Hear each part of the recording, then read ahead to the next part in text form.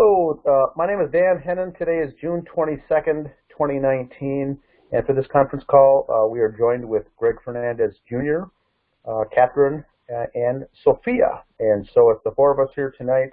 It'll be opened up, basically the call line or the chat line will be opened up for other callers to come in and ask questions, and also use the chat room to ask various questions as well.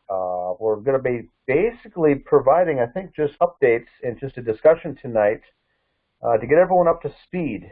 We had the final results of the private investigator come out recently, and we did a show on that, and now it's hopefully asked to answer a bunch of questions from that show. But now tonight we're opening it up as a conference call to all those on the Justice page here, the members, to anything that we missed, anything that we could have gone into. I'm in the process of putting together my questions for Kenneth Main in response of what he wrote. So anything that would be helpful for that would be great. But I think we're ready to go. How is everyone doing tonight? Awesome. Yeah, doing good. Doing fine. Well, perfect. Perfect. Let's see. Yeah, so where should we, Greg, do you want to, or Catherine, or even Sophia, start off with anything that you've got that relates to updates, questions, or things that have come up since then? Greg, do you want to start off? Yeah, I was thinking, since we haven't had Catherine really give her side, Catherine, if you want to kind of let us know what your thoughts are now that you've read the 25 pages. And oh, God bless you, Greg. You're so cute because you remind me of my son. I'm so glad you think I actually read it. I have. In fact, I was Did you start to read it? Did you read page 1, page 2? How far did you get? I started with page 1, but I got so angry at this. Yeah, I had to end up taking a nitroglycerin, and I had to put it down. And I skimmed through a lot, well, not a lot, but several of, he was doing bullet points of not only the inconsistencies I had written down, but comments others had made that didn't make sense to them. And his comments of, well, it could have been the dog. Well, I don't see it that way. And I'm like, but you said nothing else. He did not, expand on his thoughts, and I kind of wanted to reach through the screen and shake him a little bit. So I was going to ask you guys, what did he say? And I will go and read it eventually. I will, but right now he just, still makes me pretty angry. But did he make any comments at all about the blunt force trauma? No, pretty weak. Yeah, let me get to that question. You know what? I'm trying to remember what question that one was. But I know that was in there, but I don't think he said too much on that. I think a lot of people are kind of glossing over that, and even myself, when I first heard it, I kind of glossed over it. So it was good that you kept bringing it up and, kept people on it, because the more that you look at it, the more it's like, oh, yeah, there's something fishy there now. Yeah, it's so clear, and it is so obvious that there is trauma to that skull cap. And the fact that, these quote-unquote professionals just ignored all of that. And I'm not sure why. That I would kind of like to hear, oh, yeah, see, possible dog activity. I'm sorry, I jumped. But reading his comments, blue blanket over David's leg, possible dog activity. I'm telling you, Paleo was really good at putting blankets very neatly over these guys and, moving the bodies quite nicely. That poor dog. Yeah, he was covering them up, keeping their toes warm. No problem. Okay, right there. Okay, that's better. I'm sorry. Go ahead. You want me to go back a little bit? No. I was, okay. My head saw one thing and it said something else, so never mind. All right.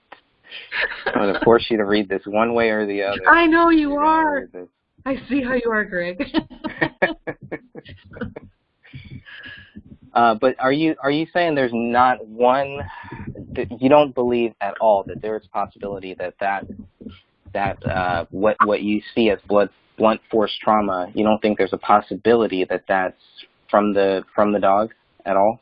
No, there's no way. I mean, if a dog can make a bite mark in the shape of a diamond with a round circular indentation in the middle and a six-sided, I don't know, what's a six-sided diagram? You know, an impression with six sides that are about 1.5 to 2 inches. I say, wow, that dog is just impressing me more by the day. Could that impression be from the gun or anything? No, no. When you look at that and you look at the gun, the barrel is round. It just has a circular hole.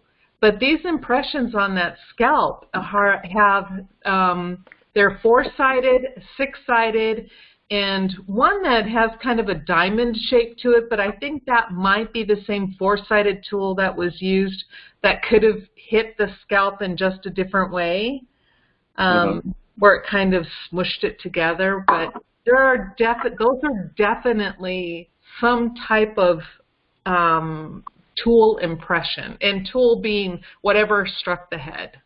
And Catherine, just to clarify, for Greg, that piece of skull, whether it's the inside or outside of the skull, is going to be flat and smooth. Think of it like a shell of an egg. When you crack open an egg, it opens up. That inside is smooth, which is also like a skull, and the outside is smooth. There's going to be no dents or anything on that or whatsoever. Now, a gunshot is going to blow, the bone fragments and break it and cause it to go into shards and whatnot. But it's not going to put a dent into the skull itself, and neither would a dog, chewing or biting on it. Those are indentations, is what Catherine is pointing out, and there's like 13 of such indentations, and that is not normal. But I don't think he touched on that at all. Yes, and Dan is correct. It's smooth to the extent of, well, there could be some rough edges, kind of like a textured wall, but a textured wall doesn't have designs in it per se. It doesn't have a wrench impression. It doesn't have a socket impression. And the only other things that will be on a skull are what are called foramen. And a foramen is simply just a hole. And those are the holes where the nerve endings go through and everything. You have the big, huge one, the foramen magnum, which is the big one where the spinal cord goes through. But I'm talking about in the upper portion of the skull and on the back where the occipital region matches up with the parietal. Now, you'll see one small hole on each side. And those are just foramen. Those are normal. Those are natural. But those are holes. Those are not indentations. And again, I will harp on this too. Again, is the part where you see straight skin. You see smooth, straight edges on the skin from that skull cap piece, and that cannot be done by a gun. Cannot be done by a dog, cannot be done by a human ripping it off, and because that would just be gross. But it is smooth and straight, and that is consistent with a knife. And with a knife being at the scene with blood, you would think that at least this quote-unquote private investigator would have looked twice at that.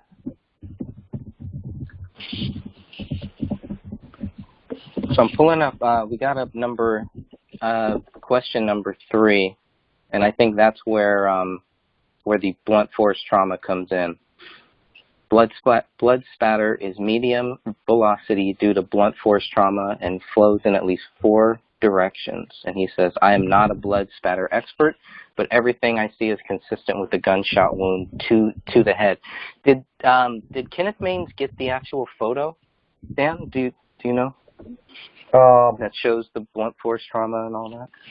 Yes, I sent that in a secondary email, the things that we as a group have found or discovered. Yep, not part of the police report, but we have found with the circles of those indentations and whatnot. Correct. Okay. And what I had sent to Dan that I'm not sure if I sent it to you, Greg, and you, Sophia, but when I read his comment about that, I called and spoke with the blood spatter expert, and they are an expert, and told them, because they were the ones that I went in and I did my own research and I did my own schooling, so to speak, on blood spatter, but I made sure I sent what I had found in the photos to the blood spatter expert that I knew. And I read them his comment by, I'm not a blood spatter expert, but everything I see is consistent with the gunshot wound to the head. And the blood spatter expert said, I would stop right there, as I am not a blood spatter expert. And they said, you're right. They're 100% correct. They are not an expert, and they have no idea they have no clue what they're talking about. And their comment about it being consistent with a gunshot wound to the head is totally not in line with what the blood spatter shows at that scene. A gunshot wound to the head doesn't go in 4 different directions, doesn't make, a droplet that has elongated spines. It doesn't, all these things that go along with the blood you see on the floor, that is not consistent with gunshot wounds. And so, he just should have stopped at, I'm not a blood spatter expert, because he clearly does not understand what the blood was saying. I have a point. This is Dan. For those, if he was, there's four gunshot wounds, 3 to Comel, 1 to Ranny. Your point of saying that they're going in 4 different directions, he may have also, one could argue that if they were high velocity, for instance, they would have 4 different directions, because there was 4 gunshots fired in that room. One could argue that, could they not? Catherine, just a point of contention. I'm just being a devil's advocate. I know it's high versus low, medium velocity. That's good. I'm glad you brought that up, because the point is, in the way that blood is moving, the way the blood is on the floor, it shows movement. It shows someone was running or moving quickly, trying to dodge after, as they're being shot or after they're being shot, or being hit in the head or whatever. And again, most of that blood spatter is not from gunshot wounds. It is medium velocity, which only comes from blunt force trauma. And then that blunt force trauma, again, whichever victim it was or victims, someone was definitely moving. Now, could it be from all 4 of them? Hey, it very well possibly could be, but they didn't test it all. So we don't know. We only know of whose blood belonged to who from the small areas that they did test. I wish they would have tested everything. That would have given us a much better picture of that crime scene. But they just kind of looked at the blood on the floor and said, okay, yeah, it's blood on the floor from a gunshot wound. Again, just a total not doing their jobs. My take on it. Here's a question, Catherine, and see if, with your background, you might know the answer to this. But do you think that Kenneth Maines did his investigation from a point of a detective work versus actually doing forensic analysis? Is that fair to say that there's a difference, or are those two the same thing? Oh, no, they're totally different. As far as investigating, he didn't do it. From what I see, he didn't do any investigating at all.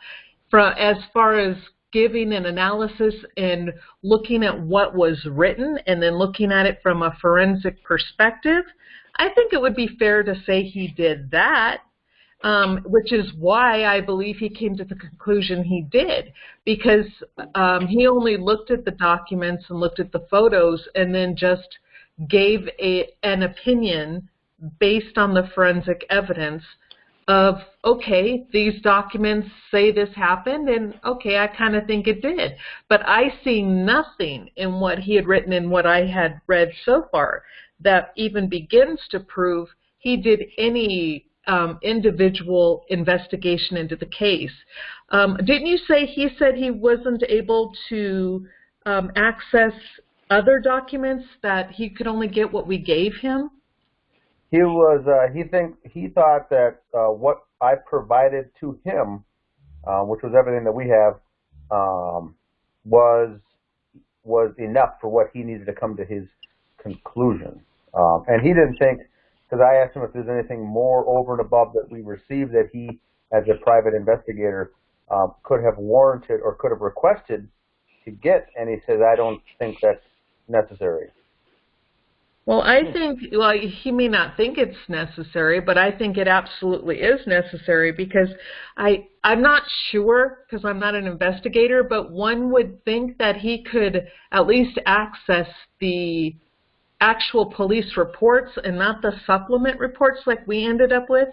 So he could have gained a whole lot more information than what we did, and not to say that that information would have provided him with a different outcome than what they wrote in the reports. However, because we don't have that, and because he didn't gain access to that, we don't know if there's anything else that is not consistent with this case. So we can't, you know, we're kind of left to say, well, we're just going to have to go with we don't know. And I'm not okay with that. You know, for what he charged and for what he says his credentials are, and I have no reason to not believe him, but he should have been able to gain access to more, you know, he should have been able to get more than what we did with just simple, I mean, and I don't want to say simple FOIA requests, because I'm sure you guys put a lot of work into that, and, but at the same time, he knows what to look for. He says that's his line of business. So he should have been able to think of something that we haven't thought of. Correct. Okay, I agree. I agree with that. Yeah, which he might have had a few things in there. I think that maybe, I mean, not that we haven't thought of, but things that maybe weren't mentioned. But a lot of that stuff, or all of it really, goes back to saying that David Crowley is guilty, where, you know, he's talking about, even in question one, where you know, we're talking about, okay, why would the gun be by David's left hand? And, you know, he kind of goes into the same thing. Well, it could be the dog, you know, because of the dog, it's hard to really get that. But he's very clear to say, you know, I will say, if it was a staged suicide, the gun would have been placed in David's right hand. But David didn't have a right hand. So that wouldn't, I don't know, it's almost like, it's kind of irrelevant. And again, I want to take, I want to just say I disagree with his comment on this. The gun would have been placed in David's right hand. I totally disagree with that. And the reason why is because as an EMT, and I even see it in some of the police reports, the way it was written, people tend to forget, unless you do it on a daily basis, when you're walking up to a patient that's lying prone on a floor or sitting up and they're facing you, you're going to assume that their left is their right, because most people, you know, it's just automatic what the brain does. So it was ingrained in us, and we had to constantly repeat, our right is the patient's left. Our right is the patient's left. So the fact that the gun was on the left side makes sense to me. It makes total sense for a staging of the gun, because when they're going to drop that gun on the floor, they're doing it with their right hand, and they're going to drop it not thinking ahead like, oops, that's his left hand. It's going to register to them that it's his right hand because it's on their right side. And he should know that. He's a supposed investigator, and that is like crime scene 101.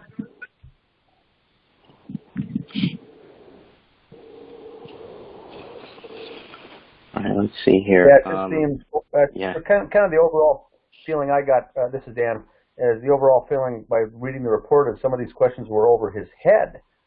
And I thought, it made me think that maybe we're asking some of the, maybe the wrong questions or asking them the wrong way, because he was answering those. I think we would have gotten the same answers if we sent this to the Apple Valley Police Department, the detectives there who handle one homicide a year. It's kind of, the answer is kind of similar to that. The reason I went after and hired him in the first place because he was one of the nation's leading private investigators, and so I guess I was looking for more of a robust response in some of these answers, rather than just yes, no, or I disagree or I agree. To your point, Catherine. Yeah, and I agree with that totally. And I'm looking at, too, at number 4, the bloody footprints show cleaned up blood when sprayed. And he says, I do not believe this is true. There were visible bloody prints, but they were enhanced with chemicals, which is standard procedure.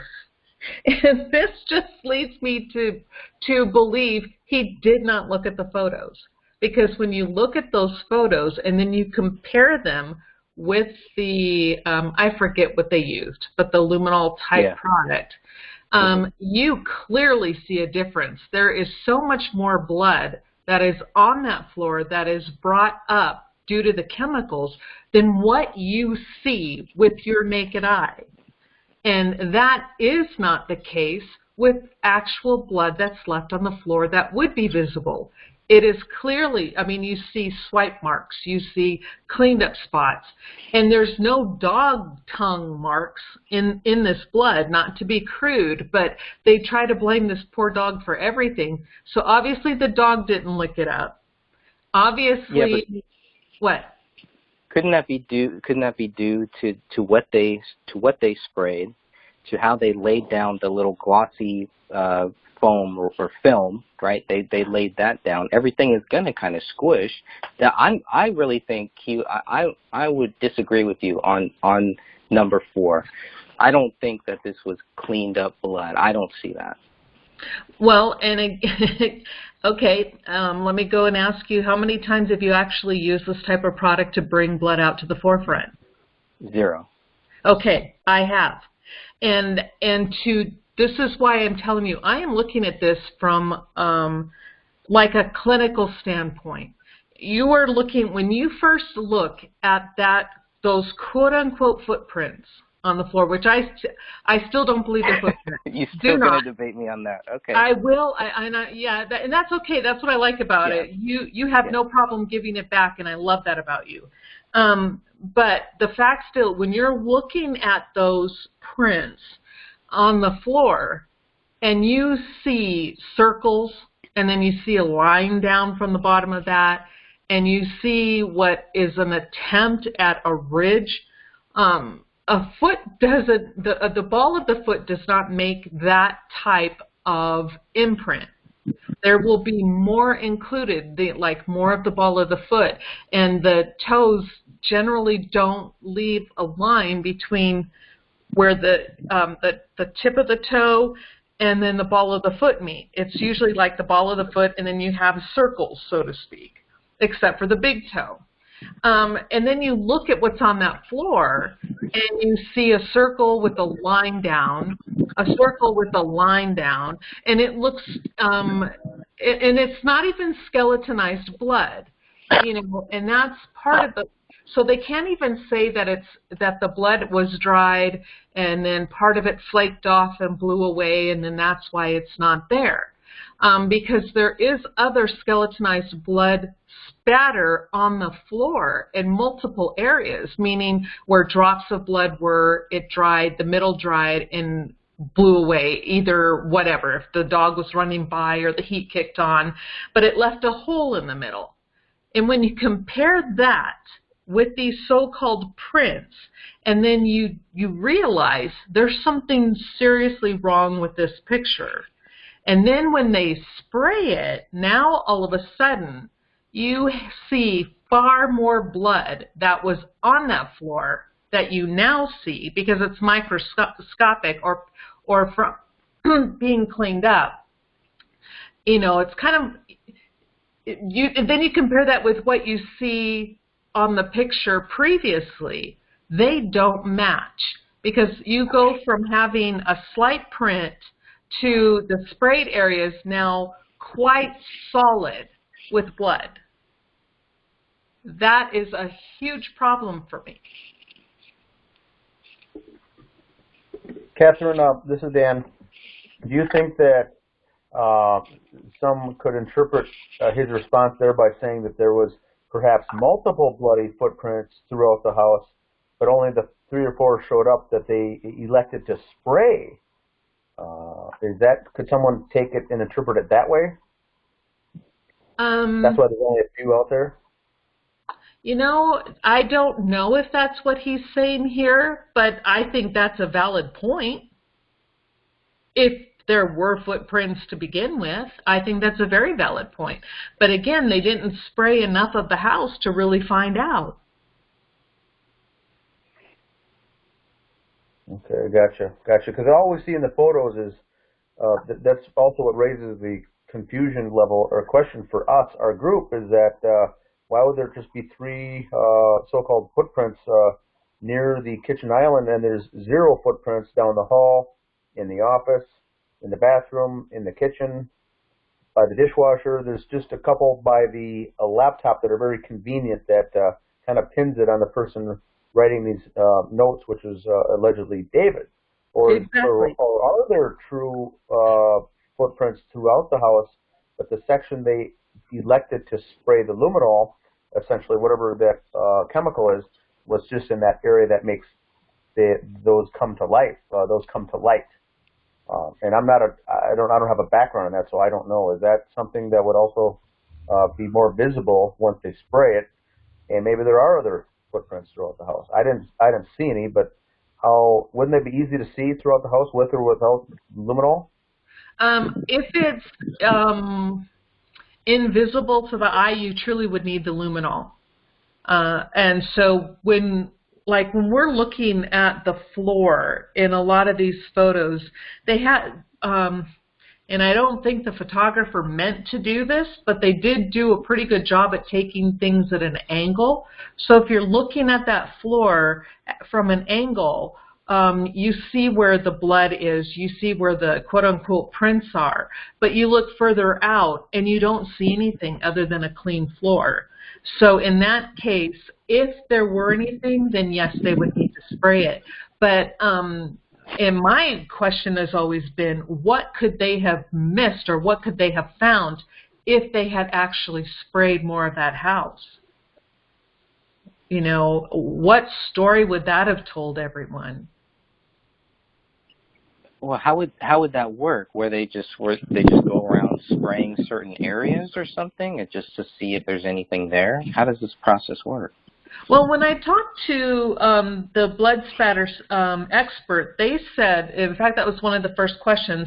First of all, they would need to take the swabs, which they did, because oftentimes the luminol will ruin the blood samples, so they need to get all their samples first. But then, yes, they said that they're surprised that they actually, the vast majority of that living room was not sprayed and was not put under those lights, the blue lights or whatever they call them, black lights or whatever they use to bring up the luminol. And that was something, for one, they said they would have used the string to find out where the blood spatter was leading from, and then they would have, once they would have used the string, they would have taken their samples, and then they would have sprayed almost the entire living room to see if there was more of a story, like was blood cleaned up, or was there invisible blood, or, you know, are you going to see the void patterns? Because obviously, you know, we've talked about this before, where there's a lot of blood on the chair, and there's blood spatter on the floor and a little bit on the rug, but then some on the wall, but then everything else is totally clean. Why is that? And that's what they said they would have looked for. Or in other words, spraying and seeing if results come up, and then going farther down the hallway until it diminishes, essentially, right? Correct. Something like that, okay.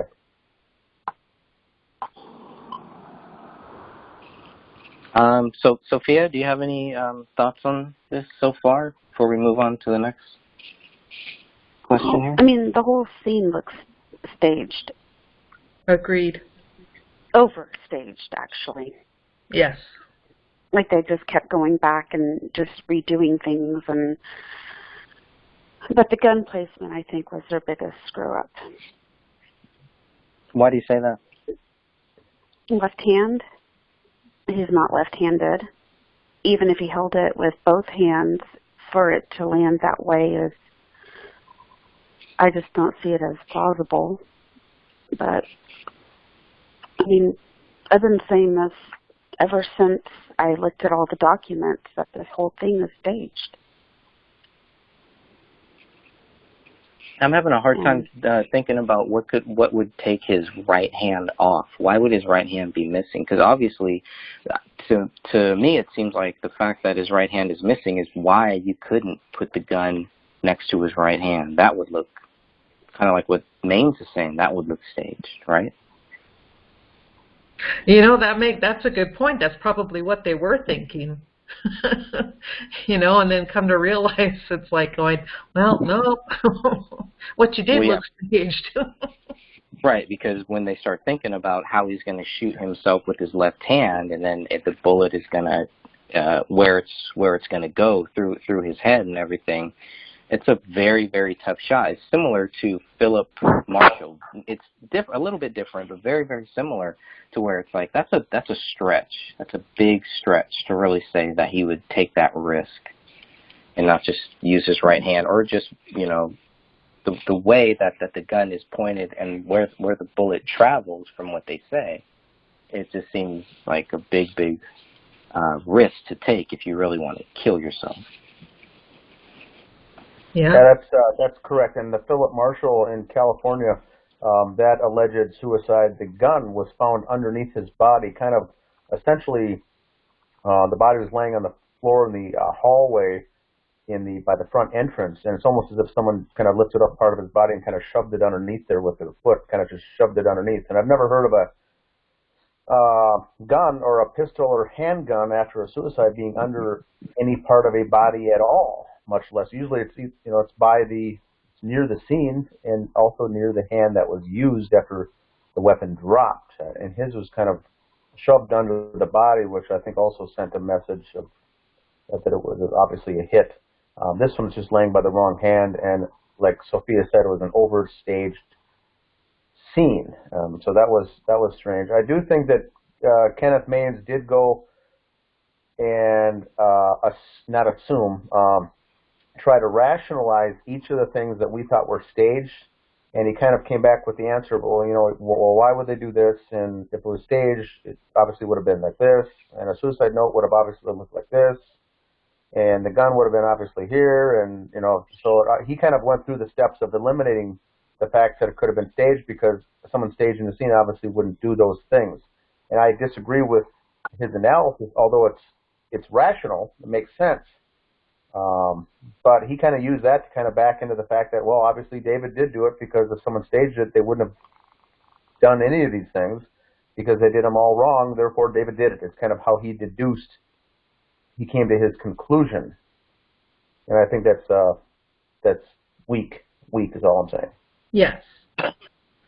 But oh, I'm sorry. Go ahead, Sophia. Were you familiar with the exercises that the military would run like once a year, where they would go into, like, for instance, like mock wars and mock exercises for different situations? Yes. And they would set the stage and everything. Uh-huh. Okay, this is what this crime scene reminds me of. And how the police went in, they did all the steps that they would for a triple homicide or that kind of thing. I cannot get that thought out of my mind of how this reminds me of these mock wars and exercises that we went through each year. Sophia, someone in the chat room mentioned that it's similar to a jade helm exercise. Yeah. Yes, but for the first responders. Okay, gotcha. Yeah, we would have stuff like this all the time.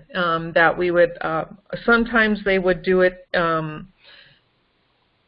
at the same time, our yearly test needed to be done to get recertified, or are they every 3 years we needed to get recertified?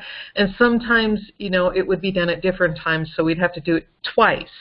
But yes, yeah, there are mock mass casualty scenes, and yeah, generally is what we would do, the mass cal scenes. But yeah, I had to take part in several of those, and I had not thought about that. But you're correct. This looks a lot like that type of scenario. And it's just hard to get it out of my mind when I look at everything and I see all the steps that the police did. They went in, they observed the scene, they went through the motions, but then they took it a step further. You know, they ran the DNA test, they closed up the case, that kind of thing. And that's I'm so torn between this being faked or being real. You know, I just cannot find that extra piece of evidence to prove it one way or another. And I don't know. I'm sure there's other people that feel the same way that I do. I'm not ashamed of how I feel, though. It just has a couple. It's hard to explain. It feels kind of fake, but at the same time, there's still 3 bodies that were in that living room. So, what happened? Right. And the way that they're telling us to stop asking questions, to stop digging, and just accept this crappy narrative. Well, give us. Pansy. Hey, Pansy. I'm a little late coming on, but I'm here. Yay! I believe it's overkill. It's too much overkill, and I don't think David would have done that. I really don't. No, and I agree with you. I mean, with as much as he loved and protected his wife and daughter, in every other place where he's on video, where he's filmed with his family, or, you know, he protected them. He put his body between him and the people he wasn't comfortable with. That is not a man who's going to turn around and do that to his wife. And, I wouldn't think so. Yeah, and I was going to ask you guys, too, this was something I was doing some research on, and maybe somebody who has, like, some soldiers out there or something who were actually over in Iran or Iraq. There was something that they said was called when you Mozambique someone, and that what the research was saying is that instead of a double tap, they're shot 3 times, and that is a special type of an assassination, and it's usually almost virtually done 100% of the time by someone in the military. So that tells me that whoever took part in this, if that's even a thing, or maybe the research I was reading is completely wrong, but whoever was part of this, could that be why Kamel had sustained 3 shots? I think it was Sean Wright who said that this was a double tap. Yeah, but you know, clearly there are 3 bullets with her hair and skin on it, and tissue and hair. So, you know, yeah, and yeah, Sean Wright. Oh God, just don't even get me started. I'm trying to be nice, but I don't know. Yeah, but if anybody out there who's listening, if you are, you know, previous military, is there such a thing as Mozambiquing someone? And if so, how is that generally done? Well, isn't that 2 to the chest, 1 to the head, or am I getting it backwards? No, you're correct. Usually 2 to the chest, 1 to the head. But if you have a target that's moving, I don't know if maybe they just went for whatever was easier. True. Very true. So I don't know. That's what I'm kind of curious, because it's just something I started reading about, and I just want to know if there's any validity to that research by actual soldiers who have served overseas. But I do want to say that number 5, I want to bring some attention to that, where we're talking about the bullet hole in the ceiling wasn't seen until a month later.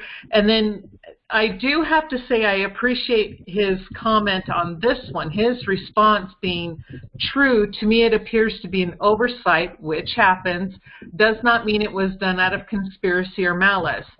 And that's how that has always sat with me. Like, the police were kind of embarrassed that they missed it, so they just have always said, well, okay, yeah, it was there all along. When in reality, it wasn't. It was an oversight. I don't know. Was it there? Was it not there? But that his answer really bothers me on that for so many reasons. Okay, tell me why. Well, one, because every other person in law enforcement that I have asked has thought that is one of the weirdest things. That's one of the strangest things. Okay. I don't know how many law enforcement people has everybody else asked, and do they also agree with Kenneth Maines that, hey, this happens? It's an oversight. Really, I have a big issue with that. But of course, I'm not in law enforcement. I have no idea about their training, so. Well, you're right. Go ahead, Pansy. He also said that was the bullet that killed him, it had his DNA on it, but it didn't. I mean, it had his prints on it, but not any blood or hair.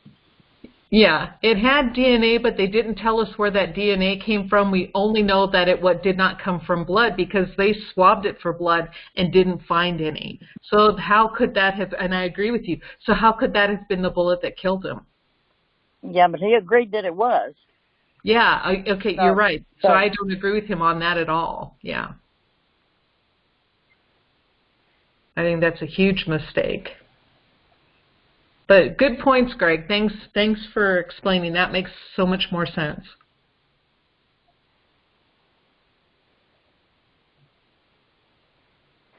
Yeah, that one is just, okay. Let's keep moving on here. I guess the other thing that bothers me about number 5 is that it's like nobody said anything about a conspiracy or malice. This is just, this should just be common sense to me. I don't understand that. But anyways, the fact is that they yeah, Greg, that's a good point. This is Dan. When I talked to Kenneth Maines, when I communicated with him, never once did I suggest that it was a cover-up by police or a conspiracy by police or malice or officers not doing their job. I just said, here's what we got, here's what we think potentially happened, and we just want the truth. So a couple times he does mention that he can't believe, or he calls it preposterous, that the police would all cover this up. And that's part of my response back to him is going to cover that exact same point by saying I don't think any of us ever said that the police were involved in a cover-up down to the very level of detail of each detective. Maybe at the higher up level, a very few people at the very top level may have been compromised. I do agree with that, but I don't think there's a cover-up in the police with involving 100 different agents, detectives, and investigators. And this is where watching that documentary comes into play, because it talks about the group and the admins being conspiracy theories. And I don't think that anything in that paperwork that you sent him even had conspiracy stuff in it. I think it was all the files, wasn't it? It's just the files from police, and then the various investigative work that the group did, whether it be in video format or other type of research. Mm-hmm. But nothing as far as what we think happened as far as theories. I didn't send him anything as far as theories. No, but he kind of insinuated that we did. Exactly. That's what I don't like. Right. It's probably after watching the documentary. Mm-hmm. Because like Sophia said, it really leads down the angle that we're thinking that it's, a police cover-up, and that's not what was done. Eric Nelson himself, went after that angle to make us look like that's what we were saying. We were just saying the evidence doesn't support what the official narrative is, and we want to hire and get someone out there to find out what really did happen. We don't know. We don't know what happened. That's the problem. Did Kenneth Maines ask for anything at any point, or was it just that you would give him stuff and just did at any point did he ever ask for any specific document or fact or anything like that? He asked a couple clarifying points, but that was about it, just to make sure he understood, some of the documents. And I was thinking the whole time when I was giving him information and he was responding, that he was very open in doing his job. It wasn't until the very, very last question I asked, that he asked me, that I got to thinking that maybe he's going along with the official narrative. It really wasn't until the very end. And he said, Dan, do you have anything else that confirms their religion and how they got along with their Christianity and the Muslim angle?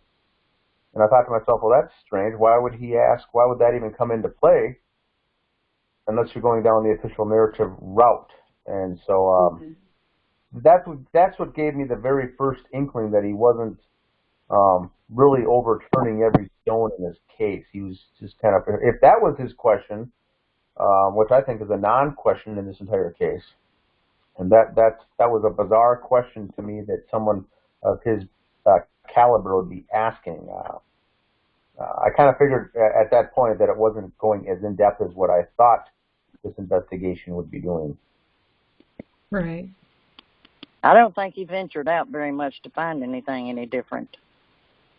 Correct. I do agree with that.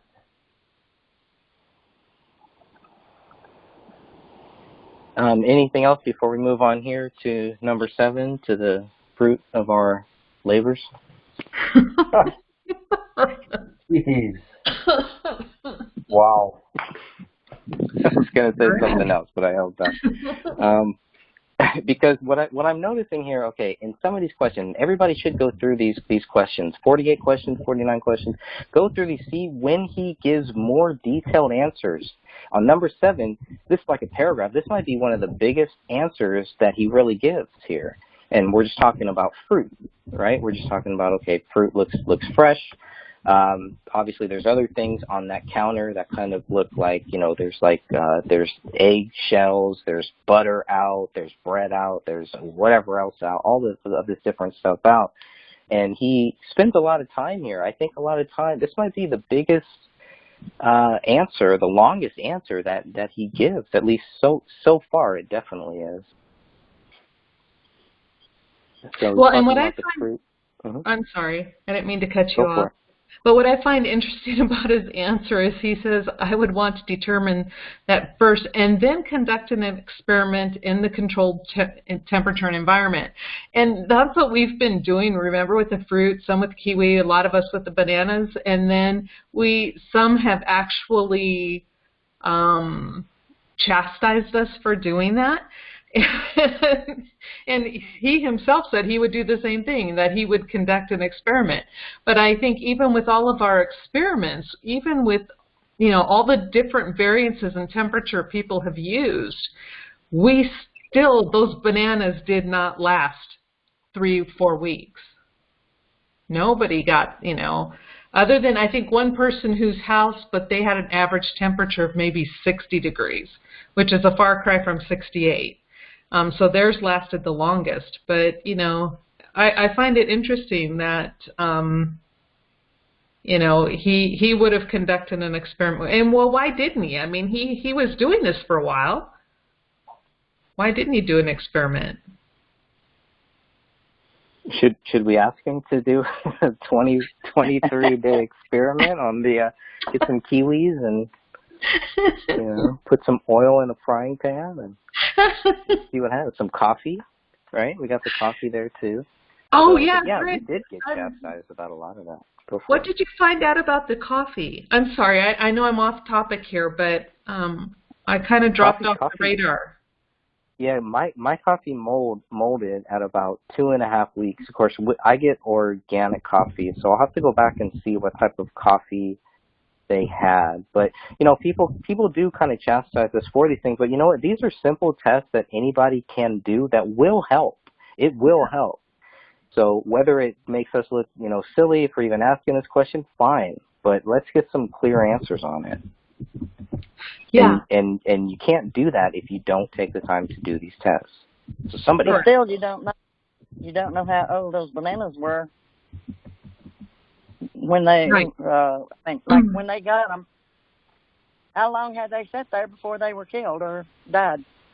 Correct. So we have no idea, really. Yeah, and I know when I did the banana experiment, I bought organic and regular, and I bought like some half green, half ripe, and then I also bought some that were actually on the ripe side to begin with. And so, 'cause like you said, we didn't know, so I figured I'd try all of it. That's right, and thank you for that. Anything else on the fruit before we move on to number 8 here? All right, so let's look at number 8. Back door was ajar, 1/4 of an inch, according to police reports. This could be signs of something, but again, it could be nothing. Well, it is definitely a sign that there was no need to look for any type of struggle or anybody forcing their way into the house. Doesn't this show that somebody had clear access into the house?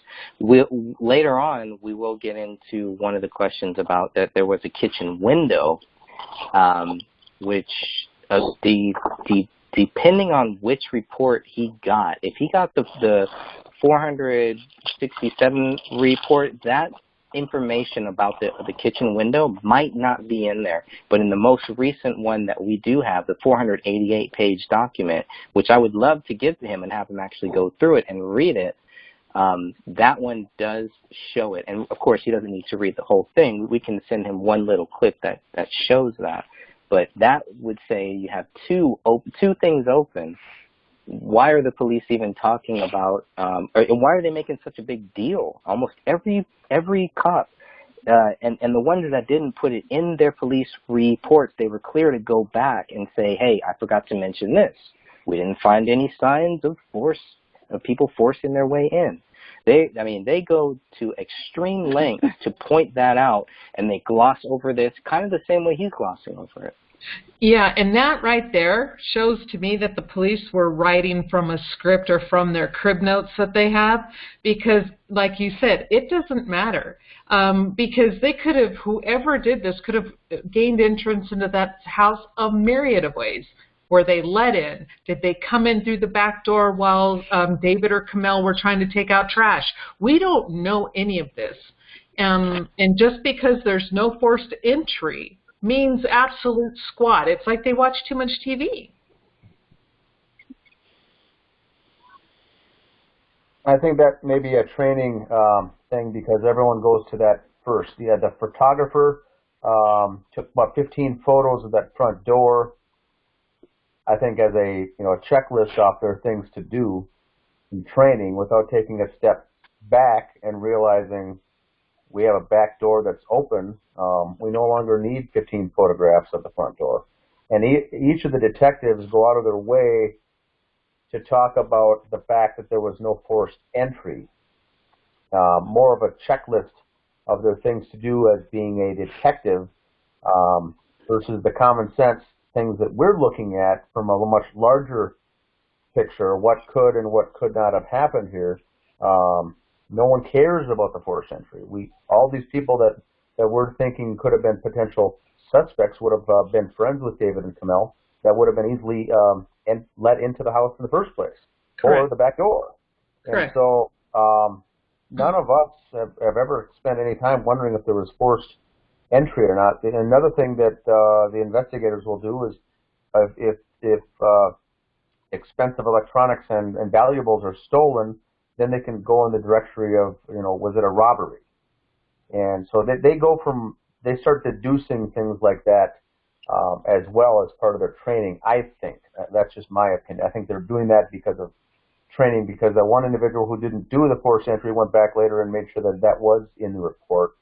And maybe they're maybe they're graded on these types of things too. That you know, but we're just looking at it from an investigation point of view. We don't care necessarily about what's the rules and regulations and what they're supposed to do for their checklist to make sure they checked everything. We're just looking at the case from a common sense point of view, and none of this adds up. Correct. I agree. And Kenneth Main's heavy background is as a police detective, is where he spent most of his time, and then he later got into investigation. So I think what I see in reading his report is a lot of checklist types of things, deduction types of things. He's not looking at it from a critical thinking point of mind, from someone on the outside looking in, using critical thinking of what we're doing. He's also another person, I think, that's just going off of a checklist or a textbook or a manual to get to the answer. And that's where we, as a group, think that the Apple Valley Police Department failed, and that may very well be the reason why they failed, is because they were doing that, which gets back to Greg's quote that maybe we have a training issue here. I think those training and textbook manuals are good for normal, everyday, situational types of crimes, but not on a high-level crime like this, which is way out of the scope of anyone, that they got to look at this from all different angles, and which Kenneth Baines was told specifically from the very onset of this investigation that we have multiple things, not just one or two inconsistencies here. We've got 30, 40 different things that don't line up at all. That's why we're asking these questions. We're not just conspiracy folks here coming up with things out of the blue and things in random at the top of our head. These are scientifically and forensically already proven things that either did or did not happen, that do not agree with the official police narrative. That's why we're hiring him to expose the weakness in the investigation that I certainly think was very weak. Agreed. Absolutely agree. Okay, number 9, and it looks like number 10 is actually the answer to number 9. Is that that's what I see too. Mm-hmm. Okay. So I was like, why didn't he answer 2 questions? Like, what's going on here? How dare you? But okay, that, but still, it's like, okay, I think we need to, I'm going to write this down. I'm writing down some of the things that we'd like to clarify with him on, because the neighbor might not have been sure, but the neighbor was able to give a certain date, and I do believe that the neighbor was sure that she saw this door open on December 21st. And there's no indication that the door was open or closed anytime between December 21st and when the bodies were actually found. So that kind of might be a good one to clarify with him on, that the neighbor not only didn't see anybody in the house, there was no activity in this house past December 21st, unless you look at the neighbor across the street. But aside from that, the house was dark. Nobody saw anybody there. I think that's a big thing that also gets kind of overlooked, like what was going on in this house in December, that it's so quiet. Nobody sees anything, but yet they're all there. They find activity. They find, I think it's either internet activity. I do believe that they find some of that all the way up until December 26th, but they're not giving us dates. They're not showing us, well, there was activity on this date, activity on that date. It sounds like there was nothing going on in that house as far as neighbors could actually see, with the back door open. Now, this neighbor also says that she wasn't sure that if it was the back door or the back screen door that was open, but it was open, and she does not say that it was 1/4 inch. It was open. Yeah, just to clarify, Greg, that's a huge point. So for the listeners out there, the neighbor from the backyard, their view from the backyard would not be able to notice, a 1/4 inch door being open. She specifically said, I think, that the door was open a foot or 2 feet, widely open, or certainly open. And like my personal screen door that I've got for my reader slider, in the wintertime, they're usually both closed. Either that screen door is pulled all the way shut, or sometimes I'll leave it all the way open.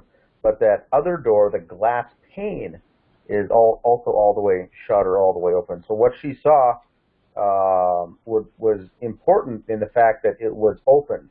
I think it's less important that she couldn't clarify if it's the screen or the glass, because it's winter. I'm guessing it was the glass. But it doesn't make a difference. After that time that she saw it and until the police got there, the width of the open door, whether it's the screen or the glass, was different than how they found it. Yeah, so the question and this is that's the question. That's a very good point. Yeah, because she I mean, if you really look at the way that report is actually written, it makes you want to hear the testimony that she gives him, because it almost sounds like this report is kind of summarizing it. They're kind of feeding her to say, well, she wasn't sure. But if you look at what it says first, it seems like she was sure. And then they're kind of like, well, no, she wasn't really sure if it was this or which door it was. When they first talked to her, it sounds like she's telling them that the back door was open. And then they go back and they say, well, she wasn't sure if it was the door or the screen. I think this is why the actual transcript of what these people are saying is so important to this case. It's so important for us to find that stuff, to be able to have access to it, because it might help clear up these questions. Agreed. Yep.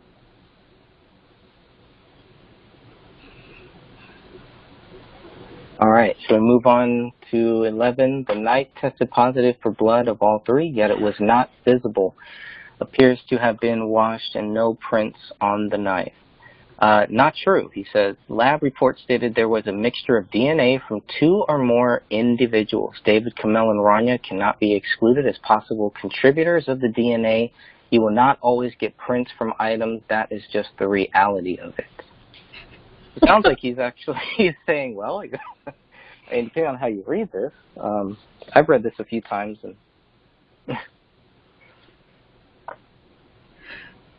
And I'm going to take what he's writing. It's a loaded question. I'm sorry, Dan, what did you say? It's kind of a condescending answer, the way I read it myself. Yes.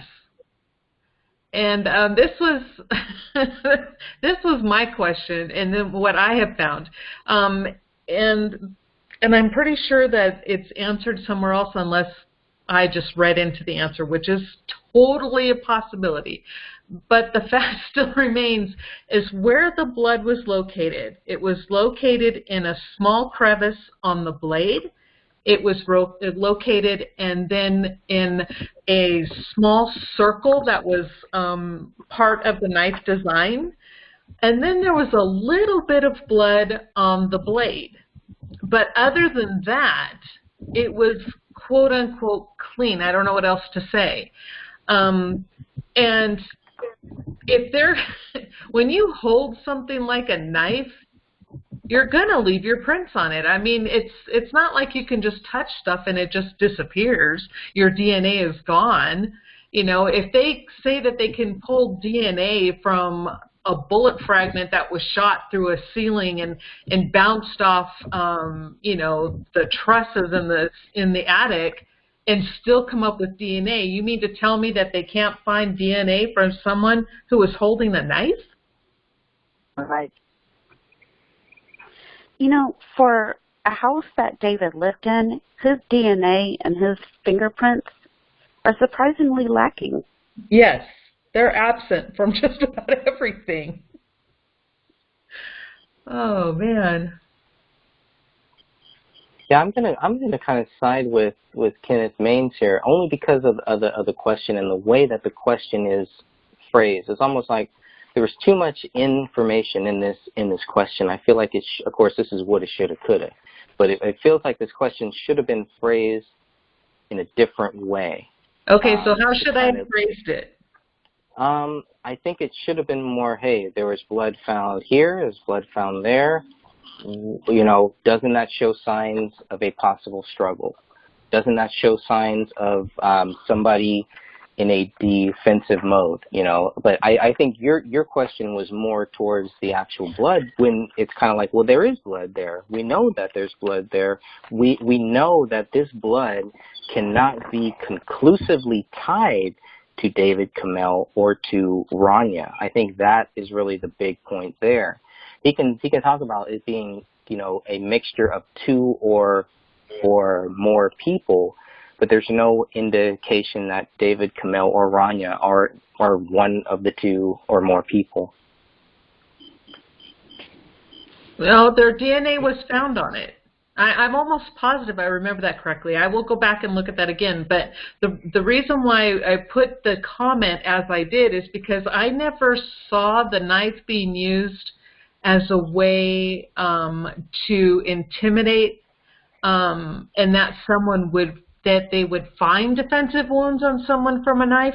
I see it in how everything else is played out, like the skull fragment, and how that skin has, you know, straight, sharp edges on the skin. I see the knife as an afterthought, something that was used after they died.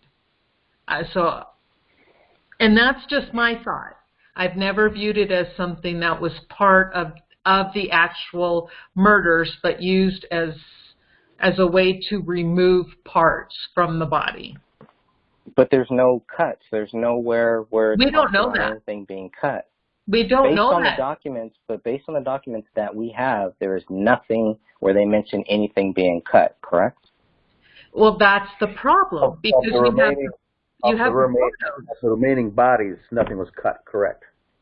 Right, but we have missing hands. We have, you know, and then when you're looking at that ulna and the radius, it's smooth, smooth edges to those bones. So we know the dog wasn't in there gnawing on it, pulling it off, like they try to say it happened. That hand came off somehow. So it wasn't pulled. But they do say, at the same time that they do say that it was smooth, they do say that there were jagged things that made them think that maybe the dog ripped at his right arm. And looking at that image, you can kind of see that, right? It's not a clean cut, definitely. But again, we don't have any, but we don't know. And we do see the picture of the scalp, where you see clear, sharp edges on that skin. And that is what that's also what I'm talking about. That wasn't after the fact. That was post-mortem, when they were deciding to take their heads apart for whatever reason, that part of that scalp was cut away. And was that knife used? That is my question to them. And since it doesn't have enough of the blood, enough blood on it that you would think that type of activity would have caused, to me, that shows that the knife was cleaned off, or they attempted to clean it off, wipe it off, or whatever. And again, the blood could have ended up on the blade edge a number of ways. We just have no idea how that got there, because it was just a small area. But with the blood being in the places like the crevices, if it made it into the crevices but didn't make it all over the knife, that is a huge red flag.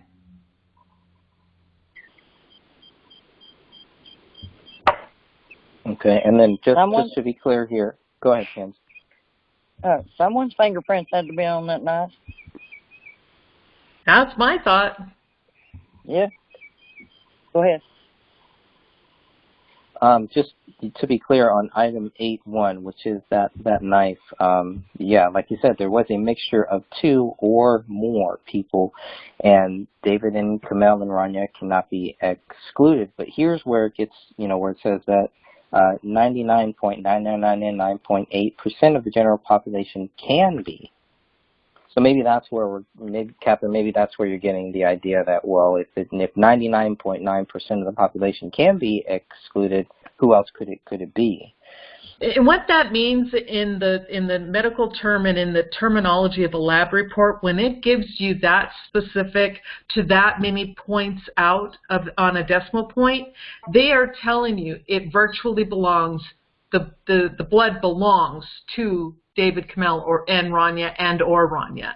And since it's 2 or more individuals, and there are 3 dead bodies there, and they're all closely related, then that, again, it's by process of elimination.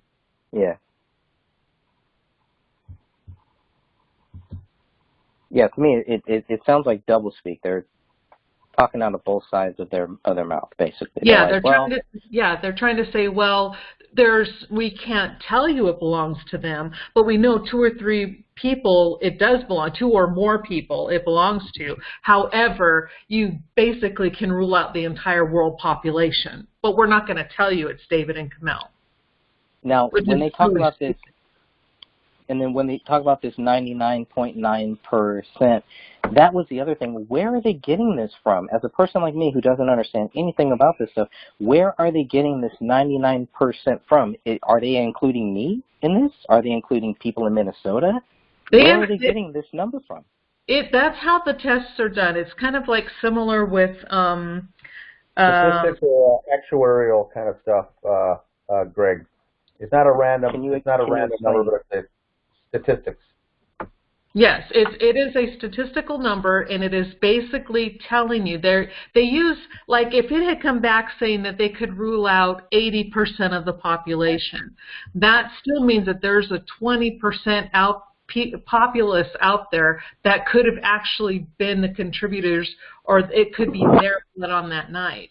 But when they use the terminology of 99.99 or 99.998, in other words, that is lab speak for there is only a 0.00002 or 0.00001% that it belongs to someone other than David Kamel or Rania.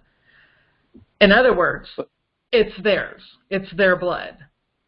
But based on what? I mean, because what I'm trying to say, am I included in this 99.9%? They have my DNA. Are they sure they have my DNA? No. They don't have people's DNA. Okay. What are we talking about? Okay, I see what you're asking now. No. It's not that they have your DNA. They're looking at certain markers in the blood, and that's how they tell people are related. And they're looking at this blood and looking at the markers and the chromosomes and the DNA and all that other stuff. And how does that match up to the blood that they have from David and Kamel? And then if it's really close to that, then that's going to rule out the vast majority of people. So basically, they had a virtual almost 100% match between the blood on the knife and David Kamel and or Rania. So then by process of elimination, if their markers match that blood to such a fine point, then that by process of elimination would rule out the vast majority of everybody else on the planet.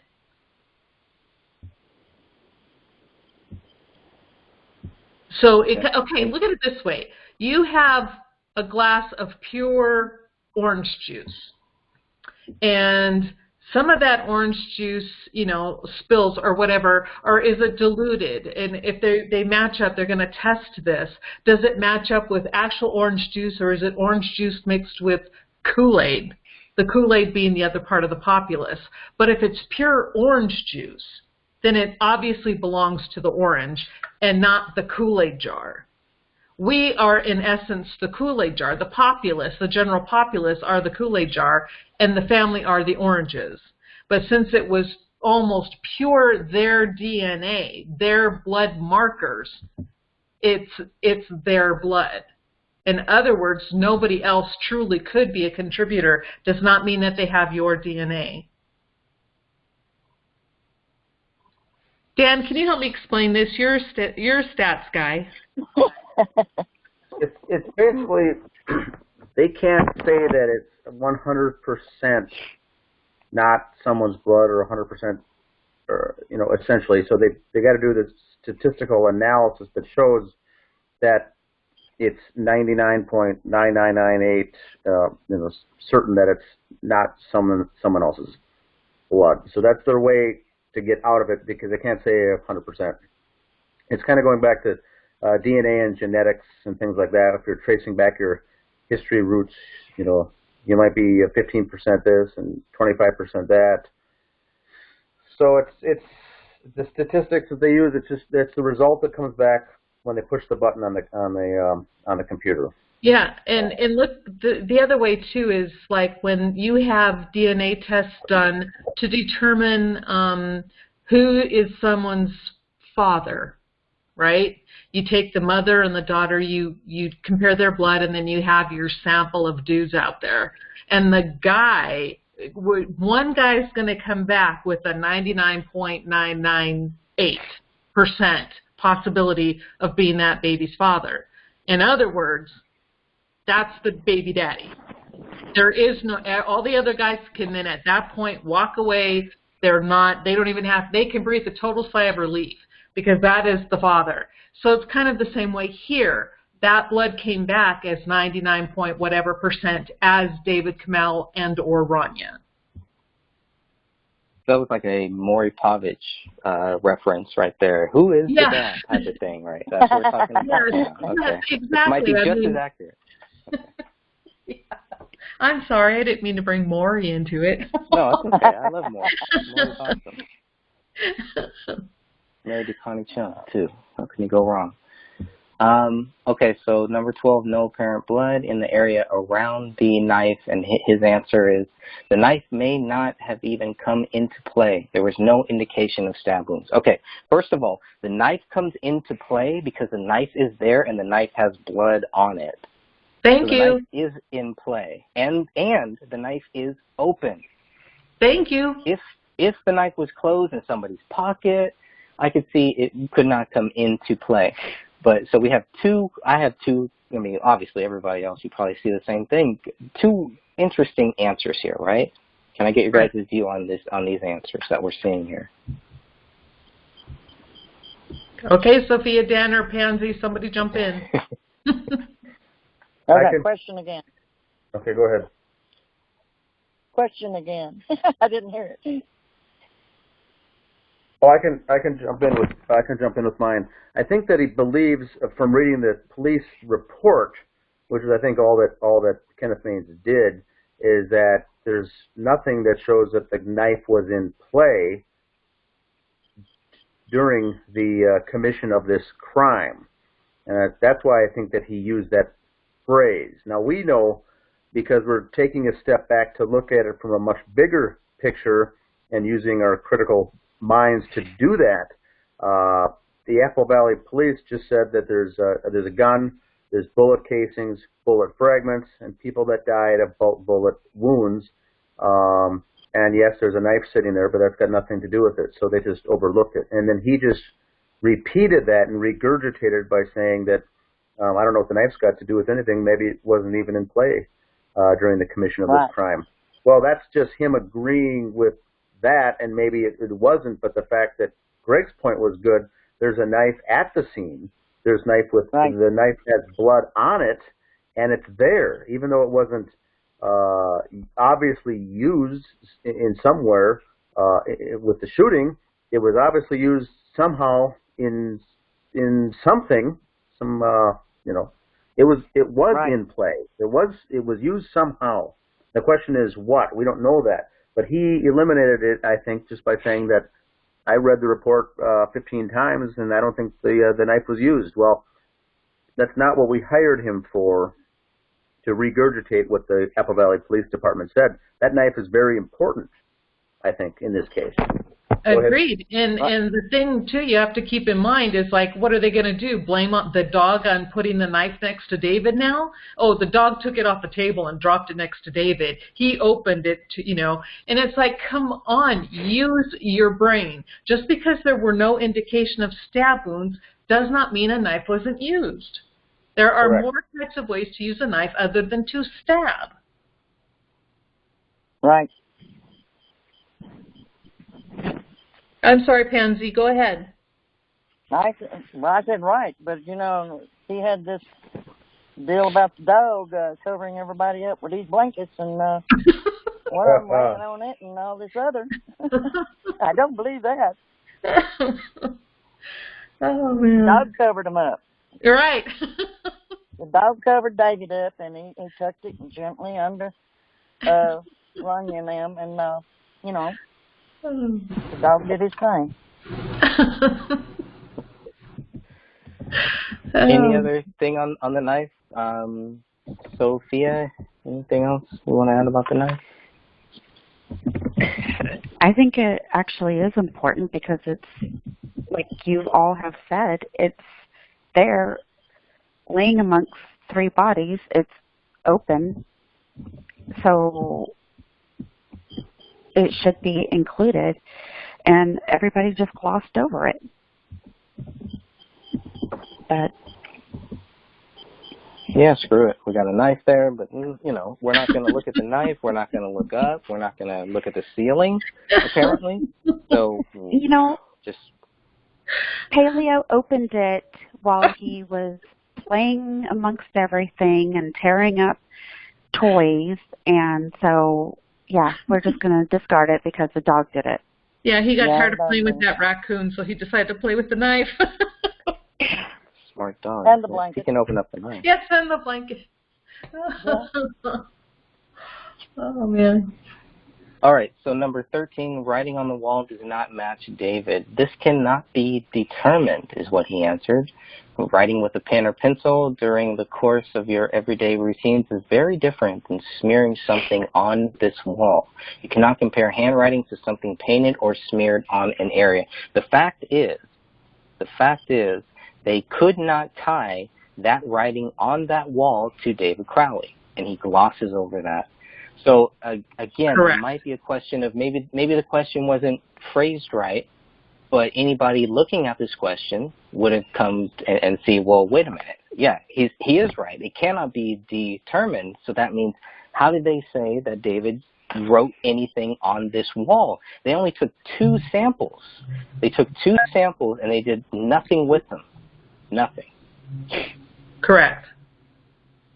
I can, this is Dan, I can clarify this, I believe. Item 13, I think, can be taken 2 ways. One, Greg, was what you say, that his answer was that it can't be tied or can't be matched to David. I agree with that because the report said that, I don't know what the report said, David's DNA was on that wall, I think, which for someone living in the house, his DNA should be all over that wall. So my question was only Kamel's. Only Kamel's.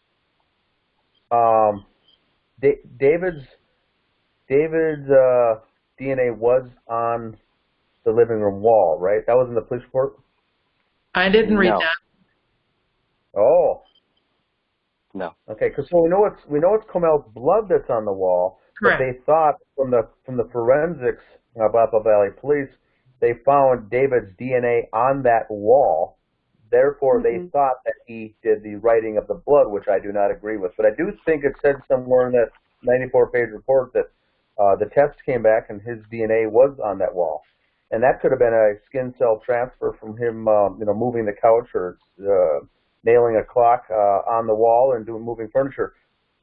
His DNA is probably all over that wall. So that's not a conclusive way to deduce that. Now, what I sent to Kenneth Maines was my personal video on YouTube that I did showing David's handwriting and saying David's writing doesn't match what's on that wall. And I think this is what he's referring to on number 13 is you can't determine it. And I agree with what he's saying from a textbook perspective.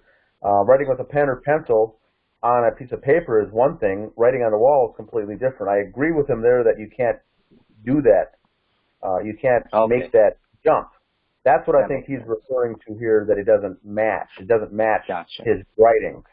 Now, I could also go a step further that, it's all capitals, therefore David writes in lowercase, so it doesn't make sense. I do think some of those letters are written with someone's left hand, and David is not left-handed. So his should all be written, if he did indeed do it, which we know that he didn't do it, all be right-handed. Some of those letters do look like they're written by a left-handed person and a right-handed person.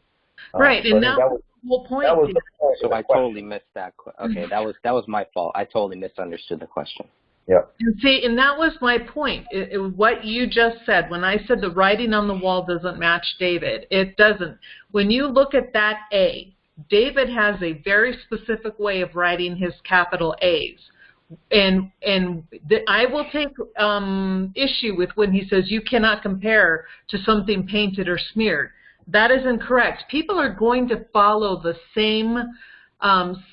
If they write up, down, and sideways on paper, they're going to write up, down, and sideways on a wall.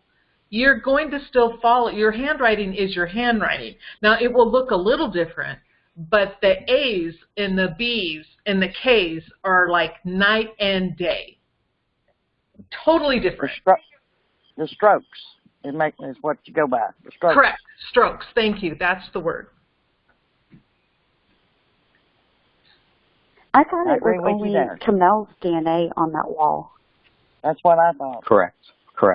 That is correct. And they took 2 samples, only did 1 test. Uh-huh. So, great job again. Okay, anything else on the wall? I think the only other thing that I would want to let everybody know that everybody, we just need to be conscious of is, obviously, I mean, you have 3 notes here in 3 separate rooms for whatever reason. They cannot put on the blood writing on this wall. There's no latent prints. There's no fingerprints either, which was something that some people had tried to tell us first, that, oh, this is definitely David's fingerprints. Oh, it's definitely David did it. And obviously none of that is true. So the fact is, nobody knows. The police don't know. Investigators don't know. Anybody who has looked at this case, you cannot tell me that David wrote that there. It is not conclusive that David wrote that. And there was no indication that would lead you to think that David wrote that other than pure speculation based on a theory that has nothing to back it up with. That's right. Okay, number 14, David's fingerprints are not on the gun, nor are anyone else's. Okay, well then let's just blame David, right? Let's just blame him. If it's nobody else's, who else could it be? But see, and that's where he's wrong, because there were latent prints they found on that gun, on the magazine. But they say that they found a latent palm print on the gun, and the fingerprints, which they believe are 2 or more on the magazine. But still, they cannot make those David. They don't match David's. They don't match David because they don't have a palm print. They do have a fingerprint of David, and they could not match the 2, item 1A and I believe item 1B. They could not match item 1A-3, the trigger of the gun, and item 1B-1, the magazine of the gun. Neither of those. They can't put the gun in David's hand. They can't put the actual magazine in David's hand. They can't do anything. They can't put the pen in David. The only connection, the only print that matches David is on the notepad found where he wrote, submit to Allah, open the rise, the latest version, whatever. That's it. That's not much.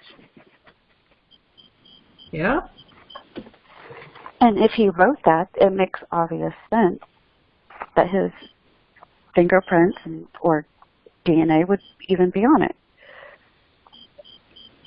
But I mean, and again, now we don't know if it was done under duress, and we don't even know when it was written. Right. I think and this is Dan, I think the most important part of the blood writing on the wall is that there's no fingerprints at all, which means a glove or rubber gloves were used to write it, which eliminates David. Why would you do this if you're trying to kill your wife and daughter and yourself? Why would you now find a reason to put on a pair of rubber gloves? That's the question. Yep. No fingerprints were on there, much less David's or anyone else's. And so why was potentially a pair of rubber gloves used to do the writing? And where did they go? And where did they go? Along with the hands, the 3 hands, and the 1 arm. Right. Where did they go? Yep. Those bones are gone.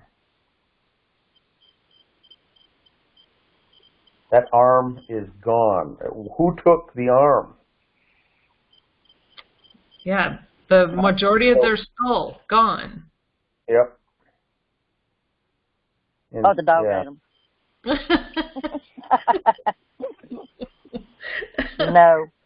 No.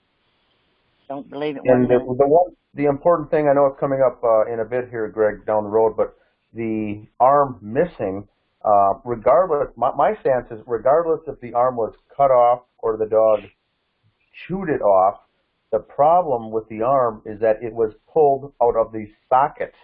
And the socket, Catherine, you can help me out with, there's tendons, ligaments, and muscle that attach that a dog cannot do that.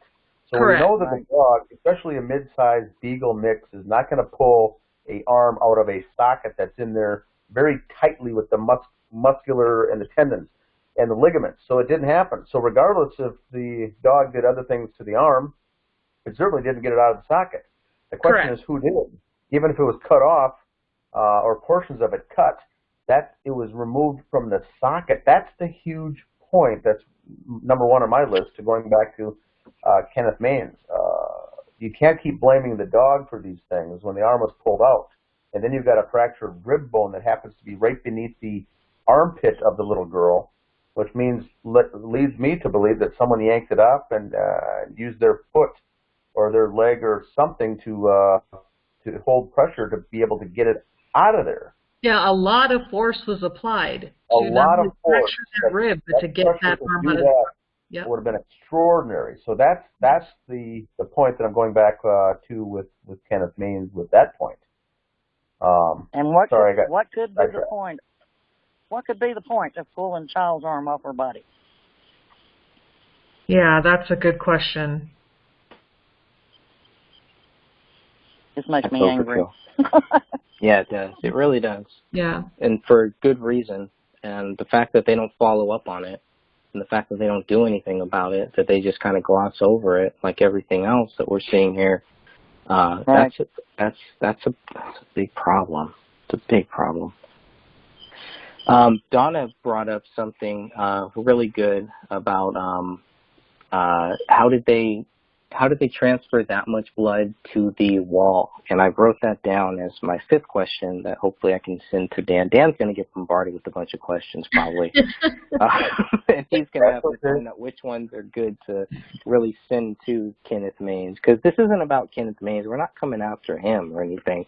You know, this is just about, we just want to figure out what happened here. We just want to get to the truth. So that's what he was hired for. If you look at page 1 or page 2, you can kind of see that he was hired for these questions to help us figure out these questions here.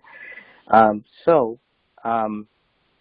does that much blood get on this wall? Where would this come from? And I'd love to hear Kenneth Maines' view on that. Because there's help us out. Yeah, there is no trail of blood from Camille's body to that wall. It had to be a bow. Right.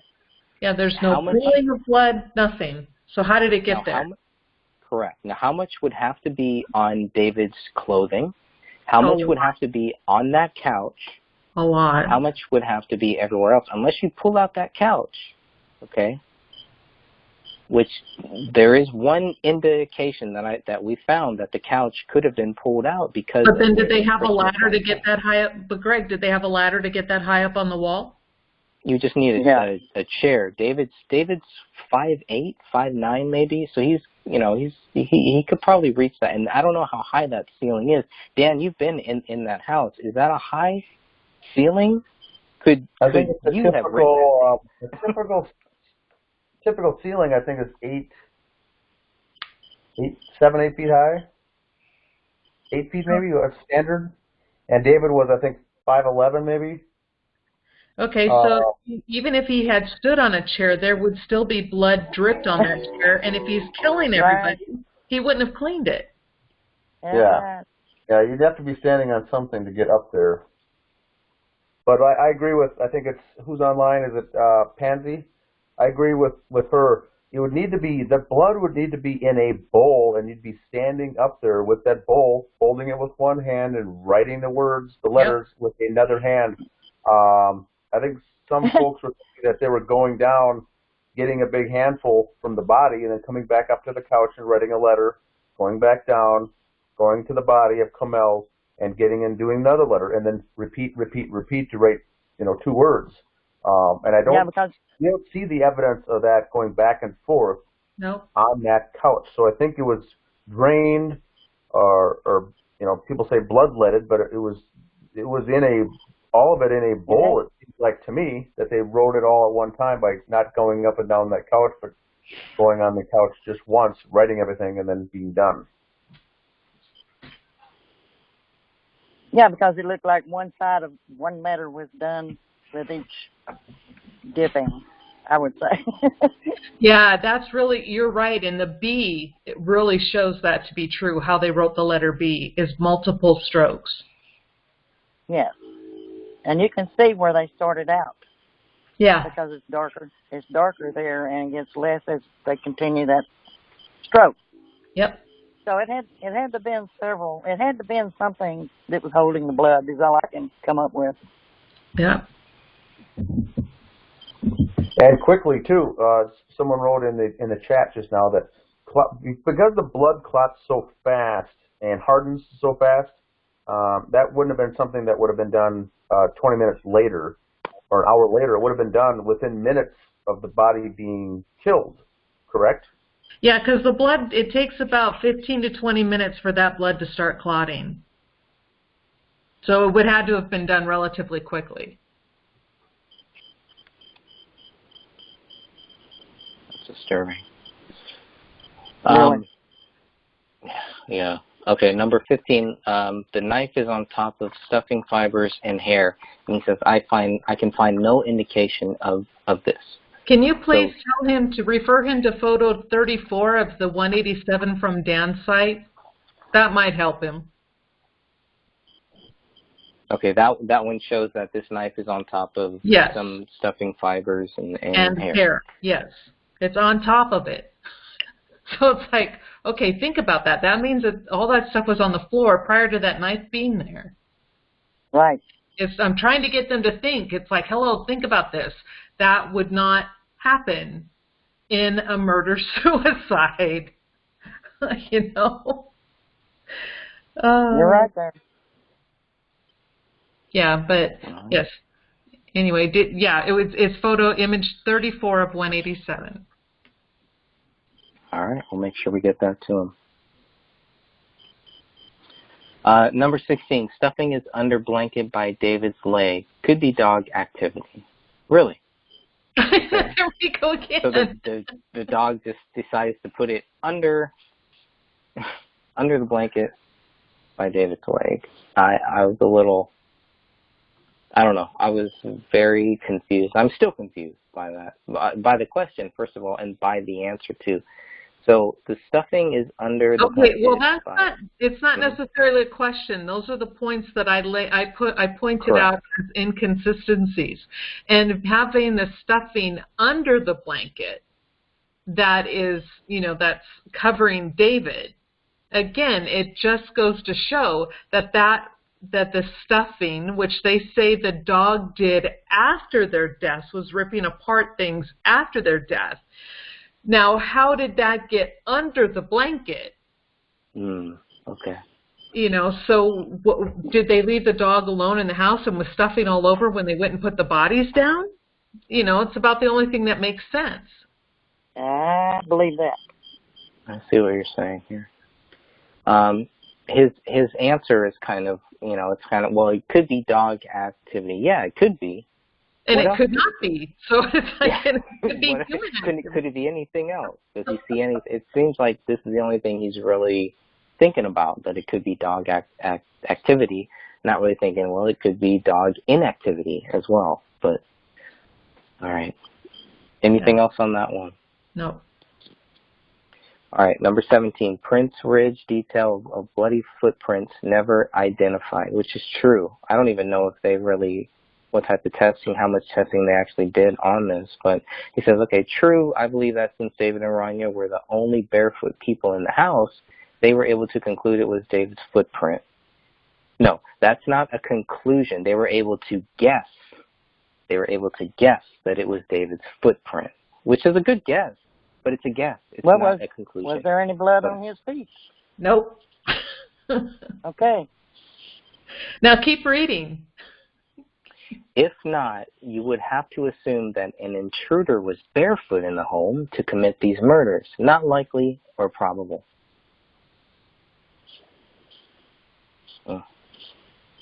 But here we go, Catherine. It wasn't footprints. No, I will. Yes, I will go to my grave saying they're not footprints. Catherine, everything here. There is not. All of them say that it is a footprint. Of course, these are all the same people that missed the bullet hole in the ceiling, but and these are all the people that say David did it. Correct. But you know, you got toe prints just like you got fingerprints. Yep. And there is no, I mean, again, it's like, you can make that same exact design with your hand. I saw you do that. Yeah. Very smart. And then when you measure it out, it even measures out, when you use your hand, it measures out exactly to match the measurements of those quote-unquote prints on the floor. And I have never seen a toe that it has, a circle and then a line down it. Your toes don't make that design. Right.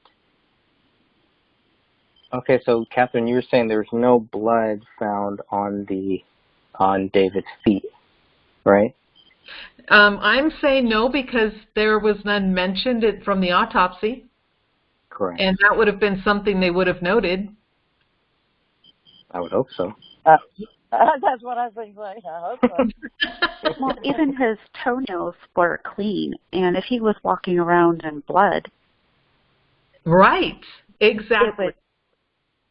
There would be blood under those nails. Mm-hmm. Good How point, Sophia. How long would... Right on. Yeah, thanks for jumping in there and bringing some logic to this, because I'm having a hard time with this one. But how long would let's say he did have blood on his feet, how long would the blood last? And as soon as he steps on the carpet, wouldn't the blood from his feet be gone? Not with as much as that is supposedly on that floor.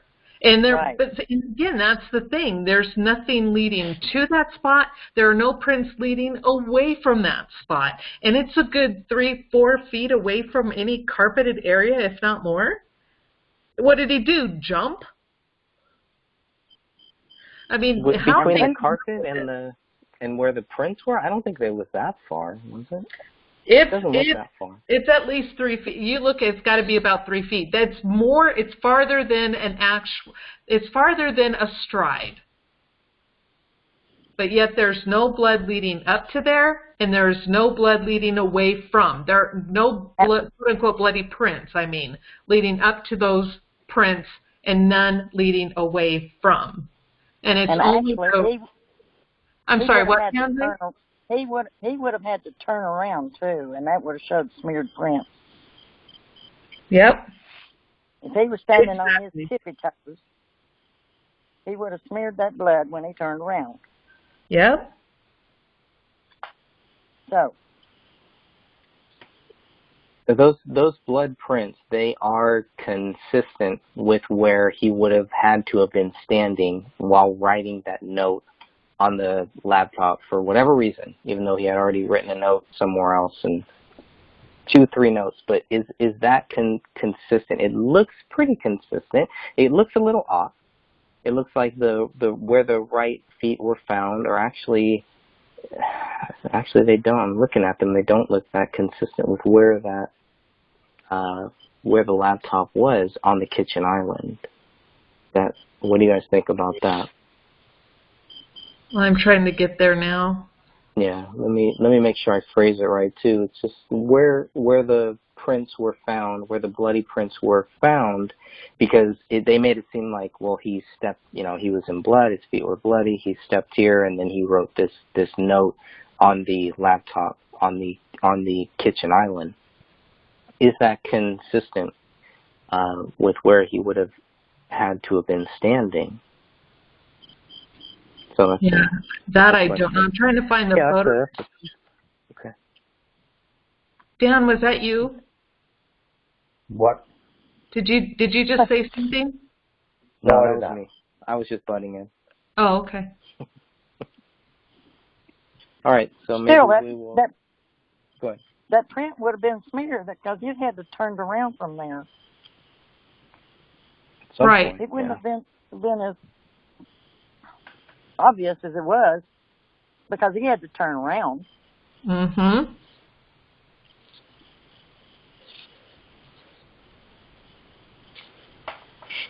Okay, let's look at number 18 here. Number 18, no high velocity blood spatter, nothing that shows gunshots to heads took place. And he says, I think everything I observed is consistent with gunshot wounds to the head, which I do agree. I just think that the heads were not, the heads were, very, very low, possibly even on that floor.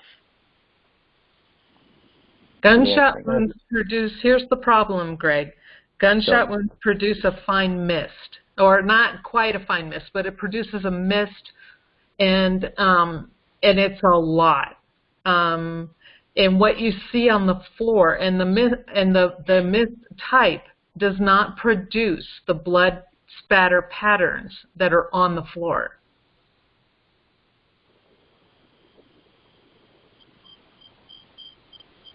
What would produce that? That's medium velocity, which is reinforced trauma. A massive beating with some tool. Now, he also goes out of his way to say that he's not a blood spatter expert, and each time we mention high or medium velocity, he doesn't address that. I don't think, Catherine, I don't think he understands the difference between high and medium, and that's not necessarily a shot on him. He says he's not a blood spatter expert, but your point is these are different. Certainly, the blood has got to be high or medium, and this is certainly medium. Yes. The question is, they're not, because they're not high. So if they're not high, there's no gunshot blood results in this living room floor. It's all medium. So who beat the hell out of someone literally in that living room with some tool, instrument, crowbar, hammer, whatever, and there's no fine mist. Was anyone even shot in that living room at all? So I don't think he understands the question. It looks, to an elementary a person, yes, it looks to me when I first saw the images that yes, people were shot in that home, and that was the result. But the reason we hired him because of his expertise. Correct. But it doesn't seem like he understands the question. Exactly, and this was the thing that the blood spatter expert that I spoke with mentioned, and let's go back to the luminol, and when you, I think it was you, Greg, who asked if they should have sprayed the whole living room. And right here in this part is what they stated. They said they should, because it is medium velocity blood, they should have sprayed at the ceiling. They should have sprayed all over to find out where that pattern of blood went. Was there blood on the ceiling? Since they didn't do this, they don't know. And it's like, they could have followed the trajectory of where the hits were coming from, with where the blood would have luminesced once sprayed. And because they didn't do that, and they should have, they are going to say, because it's only on the floor, oh, well, yeah, okay, since we didn't test for blood on the ceiling, we're going to say it's gunshot wound. Because otherwise blunt force is going to cause blood droplets to scatter throughout the house, like you see on the wall next to the hallway, like you see on the wall next to the door. But they totally ignore all of that throughout the entire, the house. Well, here's the way I see it. I believe that David was sitting with his back up against that chair, and he was beaten there, and that's why all the blood splattered. Because there's a lot of blood on that chair. Yeah, there is. And what she means is that foot position at the bottom of that recliner is loaded with blood, soaked in blood, and no one's body is laying there. So that's another huge question. Exactly.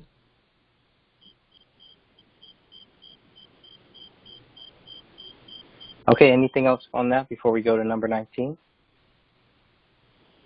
Okay. Not me. Moving on to number 19. David's leg looks to be laying on top of fiber stuffing. Why and how? His answer should have been this is my opinion. His answer to this question should have been the answer to how do the police prove David Crowley guilty. That's what I felt like. This should have been the answer to that because they don't have an answer. Yep.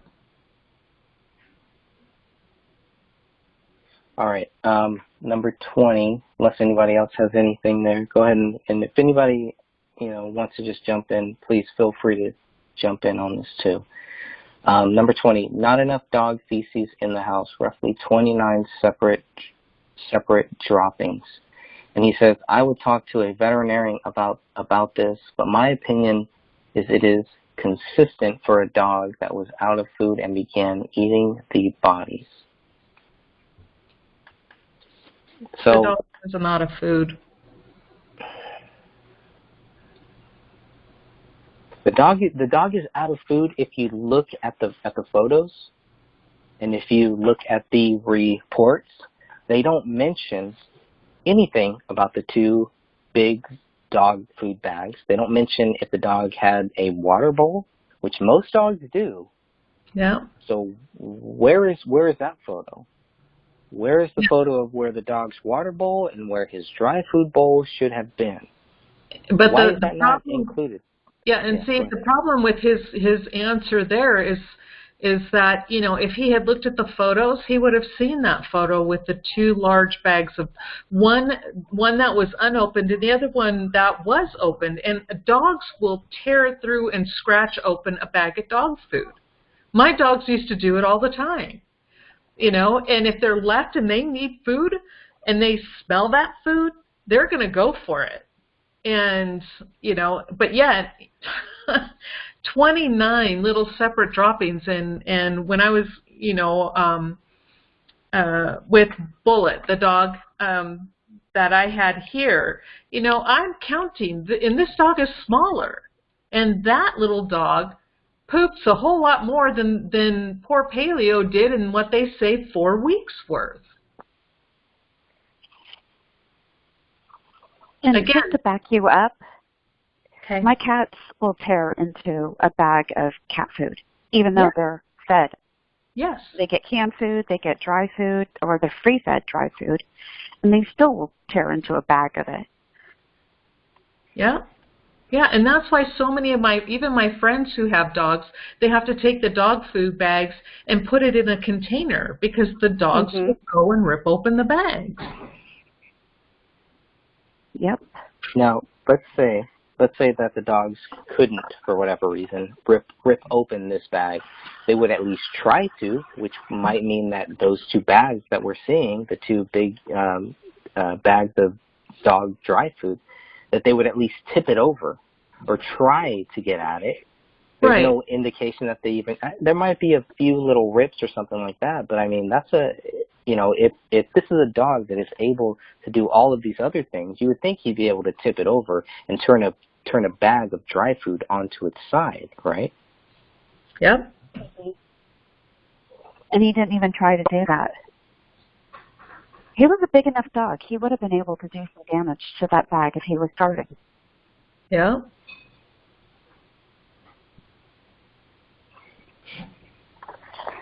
I mean, a little 11-pound cat can do some damage to a bag.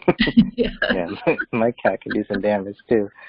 They should never. Well, your cat, I think tore up your headphones at one point, right? So dropped you off the call. And headphones. A special snack for her. There you go. Okay. Number 21, medical examiner did not rehydrate David's left hand or feet to compare other evidence in the house. I got to be honest with you. I did not understand this question, so you guys got to explain to me more about this question. Okay, what they do in cases like this where you have mummified digits, I mean not digits, but appendages, like the hands and the feet. Now they have a case here where they say that they have latent prints found in the house, but they can't match them to David, even though they have David's fingerprint card from the military, which should have worked just fine. But for the footprints, it is a very easy technique to rehydrate the feet and then to take a cast of that or a print of that and then compare that to the so-called prints on the floor. But not only did they not check the feet for blood, and there's no mention of blood on his feet at all, or in his toenails, like Sophia pointed out, they did state that his toenails were very clean and very well groomed. So there's no blood on his feet at all. And so why did they not rehydrate that foot and that left hand to get prints of David and then compare it to what they found? Why not? I have a question. This is Dan. I have a question. Okay. Go for it. Catherine, you said that was David's feet mummified? I know his left hand was. Yes, his feet were mummified as well. Oh, really? Yes. Yeah. I didn't know that. Okay. I was not aware of that. What would cause that? Well, because it's easier. The reason why the hands and feet will mummify faster is because there's not as much fat. It's just mainly very thin skin and a little bit of muscle and then the bone. And so so there's not much insulation. So they do tend to mummify a lot faster. Okay, but Kamel's or Ranya's weren't mummified. Is that correct, or were they also? Kamel's feet were not. I do believe Ranya's feet were in a mummified state, or at least. Okay. Yeah. Okay. Well, Kamel's were covered with socks. Correct. Where Ranny's and David's were exposed to the air. Okay. Interesting. Okay. Hey guys, I got to jump off the call, but keep up the good work. This is very interesting. I gotta jump off though. Thanks for joining us. Okay, Dan. Thank you, man. Yeah. Thanks, everyone. I'll be in touch. I'll be looking forward to watching this in the next couple of days. Thanks. Okay. Bye, Dan. Good night. Good night. Bye-bye. Yeah, and right. I probably should go too because this is the longest I've done anything. That's okay. So I don't want to overdo it. Okay. All right. I still have a few minutes to go. Any final words for you, Catherine, before you ride off to the sunset for now? No, but I'm grateful you're forcing me to read this. One way or the other. I know. But you're definitely right. Yeah, you're definitely right. Put your health first. Yeah, thank you, everyone. Thank you, Pansy. Thank you, Sophia, and especially you guys. I'm glad we did this because actually everyone has brought out some, again, some points that I know I had not thought about and points that I don't believe I've even heard discussed before, except for tonight. And I'm really grateful that we've had this conversation. So, I look forward to doing this again and. Just thanks, everybody, and thank you for your prayers, Sophia and Greg. I truly, truly appreciate them. Always. Thank you, Catherine. Feel better soon, Catherine. Thanks, Pansy. We'll talk to you guys later. All right. Have a good night. Okay, bye. And we just ask everybody to keep Catherine in their prayers and just keep all of us in your prayers because we definitely need it, and we're just going to keep marching forward here as much as we can. As we move on here, I believe we covered, there we go, number 23. Number 23, when police left the scene, they had 6 casings, 1 unspent cartridge, and 4 fragments. Without having knowledge of whose blood, tissue, brain matter was on the evidence, it was determined to be a murder-suicide. Once tested, the evidence retrieved that night showed the blood belonged to Kamel. The police chief called it a murder-suicide without the bullet that killed David being found. And his answer is, that's a long question, by the way, but his answer, or it's a long statement, let's say, it's called a statement.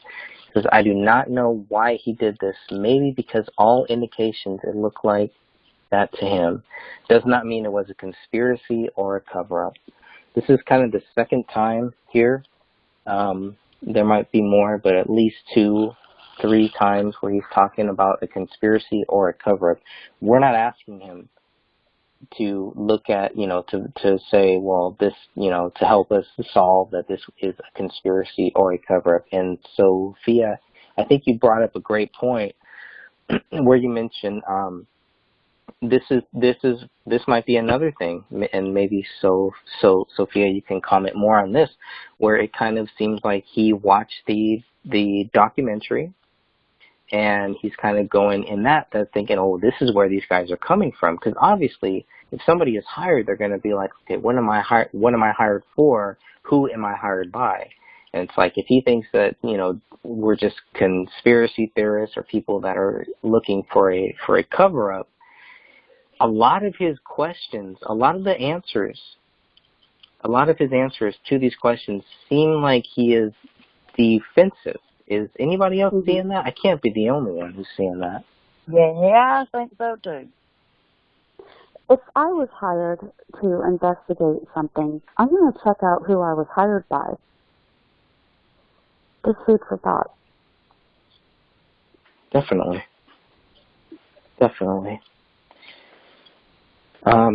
And that answer to me is just like, it's almost like just keep it to the first sentence. That second sentence doesn't even need to be added in there. But,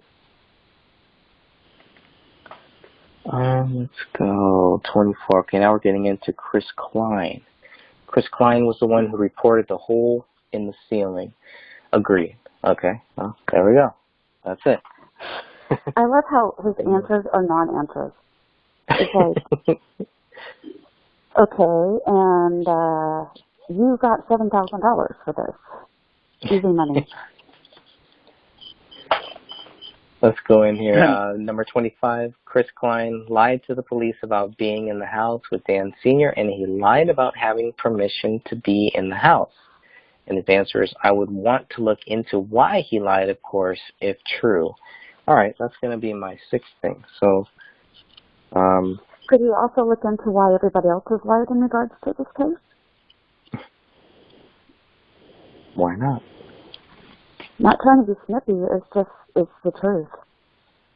Well, when you look at all the records and you look at what they've stated, a lot of people are lying. Wasn't that his job to look into this or to look into this question here or no? Like, it's like, well, this is why we're asking you this question, because we want you to look into this and find out something. But instead of him just saying, yeah, somebody lied here, that's definitely true, there's something weird, there's something wrong there, the police should have followed up. You know what, the police didn't do a great job, but they should have followed up on it. But it's like, it's a very defensive answer, right? My take on his answers is that he did not want to offend any law enforcement. And I guess if you're a PI, you would not want to offend the police because you need those departments in the future. If you ever need to have any FOIA requests filled or you have any questions in regards to a case, you want to be able to go to a detective and not burn those bridges. But he could have looked more into these answers, or questions, excuse me. And he didn't. He was trying to, I guess, keep his reputation. That's what it sounds like. Thank you. I still think about that hole in the ceiling. Mm-hmm. That really messes with my mind because I don't think it was there when the police went in there. Why do you think Unless that? Because I think Chris Klein and them went in there and did something maybe to prove a point or something. How much did they know what the police found? How much did they know about what the police found? Only what the news report said. I still, to this day, stand by my first feelings where it was staged to look like a hate crime. The police ruled it a murder-suicide, so the ones who staged it to look like a hate crime went back to make it look like a murder-suicide. Uh-huh.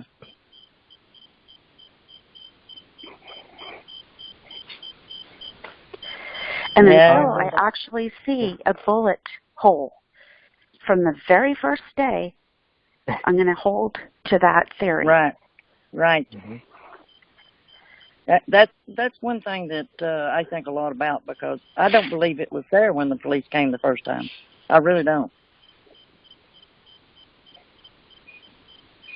See, I kind of lean towards it only because two reasons that I lean towards it is because I have not seen a photo that conclusively shows me that there was or that there wasn't. Right. And they have that photo. They claim to have that photo. So that even tips me more towards their side to say, well, not only, do they say, they say that they missed it on that day, which is good. That's what they should say. But they also say that they have that photo. The only thing missing right now, the last step that I would like to see to close this door is to say, if you have that photo, please give it to us. Give it to the public so we can see it. That's all we're asking. I don't think that's too much to ask for. Really? I mean, it's a picture of the hole in the ceiling. It's not a picture of the bodies in the living room. So why are they holding on to dear life for this photo? We've requested it several times. I think they're covering their tracks. I don't think it exists. Prove me wrong. It's only one way. Right. Only one way to find out with the Maury Povich show. Just show us the facts. 26. Chris Klein enters the attic before police arrive. He said, "This has no relevance to the crime, in my opinion." Really?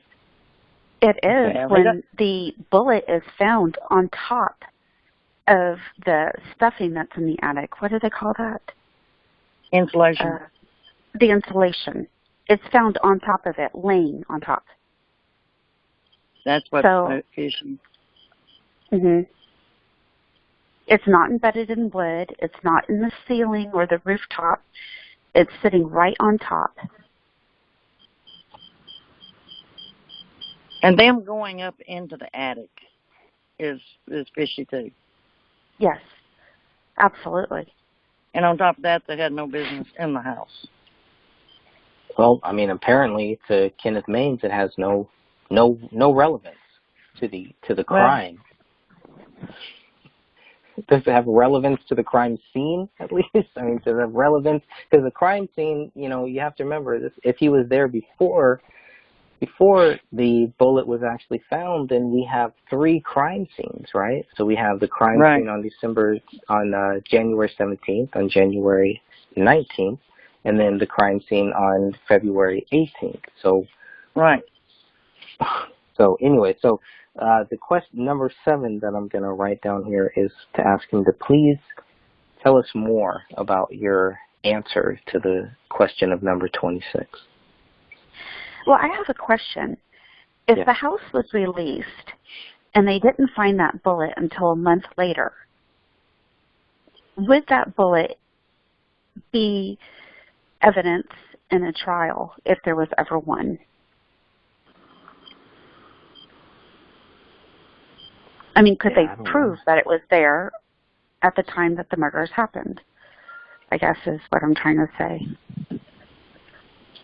And they would be forced to. They would have to prove it. And I think the problem is right now they're not really forced to, unfortunately. Because didn't they receive or they issued a search warrant to go back into the house that day, didn't they? Correct. Okay. I'm just wondering if it's, I don't know, it's all hypothetical at this point. It's a quagmire. All right, number 27, item 57 was not or could not be tied to David's gun. And he says, not true. Lab reports state that item 57, the bullet from the attic, was fired by item 1. He does not go into the details, and he needs to be forced to go into the details of how they prove that item 1 I'm going back to the fired reports item 57. right now. Yeah, there is no proof because what they use, and this guy would know this, that come on. They're using a fragment, they're comparing a bullet fragment, which is item 31, to item 57. They say based on that proves that item 1 fired item 57. That is, to me, I have a lot of problems with that. A lot of problems with that one.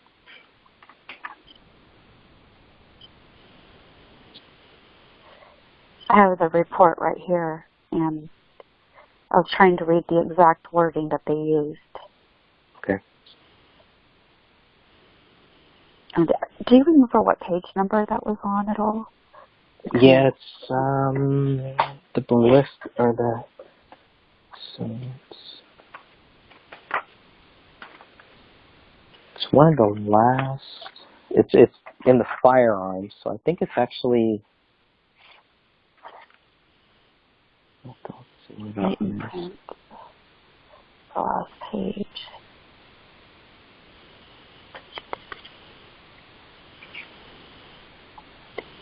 Trying to see where the firearms report is. The firearms report should be like one of the last pages there. It is page 31. 31, okay. And let's see. Item 57 against item 31 show the presence of matching features. And then it says this means item 1 fired 31. It never says anything about item 57 being fired from item 1.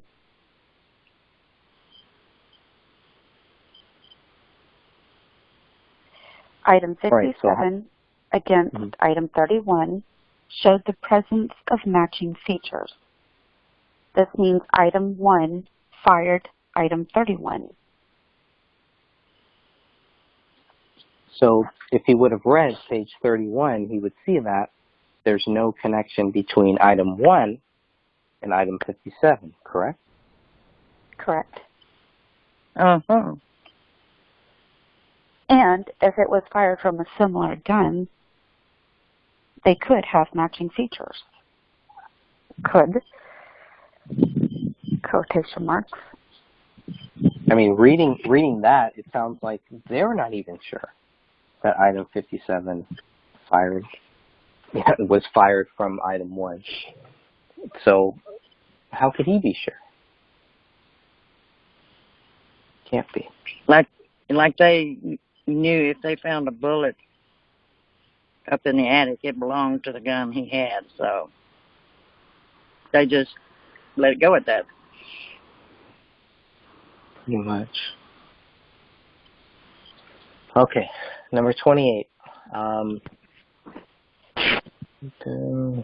This is crazy.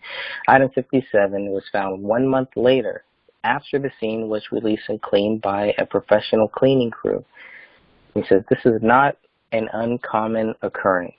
It doesn't show malice or misdirection by police, in my opinion. Once again, trying to stay in favor with police departments. And it is his job to work with them, so... That's part of his training. Yeah. Yeah, I'd wonder if his training would allow him to look up at the ceiling, too. And we know they can. We know that they can look up. But are they trained to? And if they're not trained to, you know what? Maybe we should help them with that. Maybe we should help them see, you know what, you guys? When you enter a room, just look up. Make sure there's Well, nothing Greg, up there. the other case that I got from Apple Valley, one of the very first things that they talk about is looking up and seeing the bullet hole up there by the stairs. And this was for the other case. Same police officers. So they can look up. Maybe they learned from it. Maybe they learned from not looking up in the Crowley case. They were able to learn for the next case, which is great, which is what they should do. But let's keep that on a consistent basis for every case, for everybody. Because we're not just talking about the police that didn't look up. We're talking about everybody who came into that house. Mm-hmm. Everyone. There's not one person that came into that house on January 17th or January 18th or January 19th. Not the cleaning crew. The only one who saw it was Chris Klein. Nobody else saw it. So maybe Klein should so maybe Klein should be doing some training for them. I just don't believe it was even there. I don't either. Very suspicious.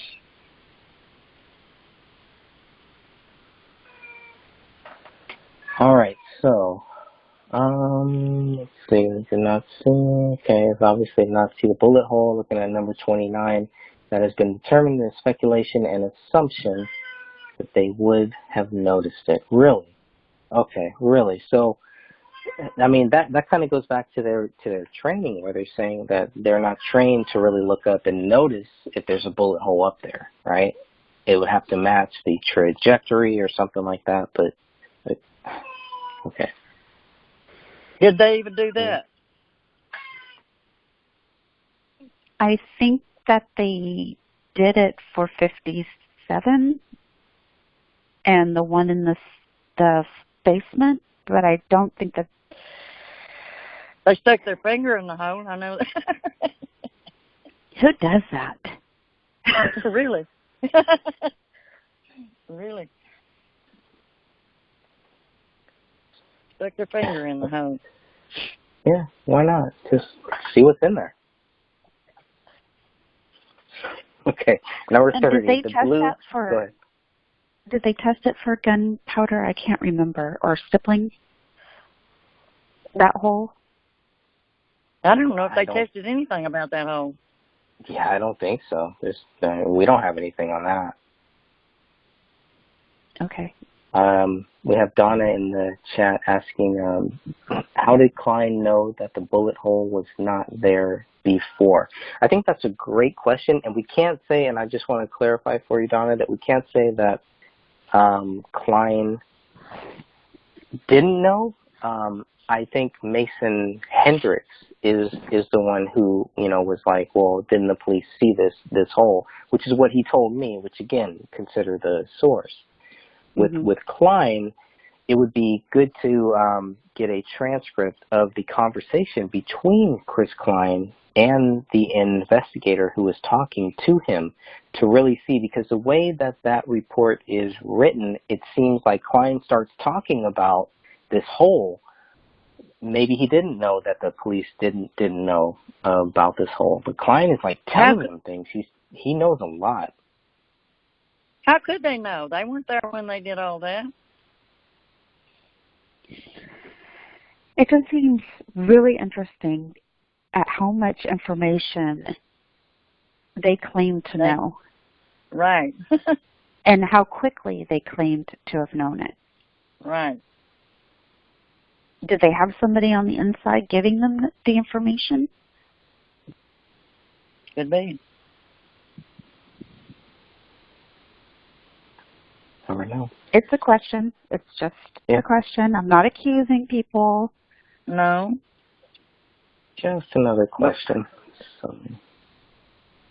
But what, Pansy? But what were they doing in the house 2 days later when the house hadn't even been released yet?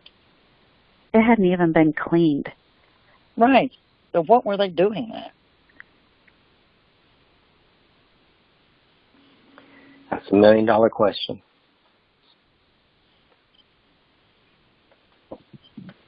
It's just not normal behavior. They were anxious about something. Mm-hmm. Okay, so number 30, the blue blanket was under Kamel, yet over David, and his answer or his comment on that is possible animal activity. I said the dog did it. Paleo was busy in those days. I can't see how the dog could have done that good a job, really. Let's see, 31, the knife blade was locked in locked open position. I do not understand the relevance of this. Okay. Okay. The knife has no relevance. In the living room, between three bodies, and it's open, but it has no relevance. He's got the same answer for number 32. The knife blade was pointing towards David's upper body. I don't understand the relevance of this. This looks like this is a template, and one of the first things that I noticed, maybe other people notice it too, is a lot of this, it just looks like templated answers, not specifically for these 48 questions, but some of the other stuff just looks like it makes me want to see Maine's investigative services reports for other cases, for other people that have hired him. I want to see if we see the exact same templates that we're seeing here. Or is this him really typing this up and it's all natural? I want to see if anything is a template, because there shouldn't be any templates here. All right, number 33. Decomposition does not equate to 3 weeks. Dr. Lewis, he agrees with that. He does agree with that. No, he disagrees with that, from what it sounds like. Okay. I don't know. I'm conflicted over that one. On number 33? Why?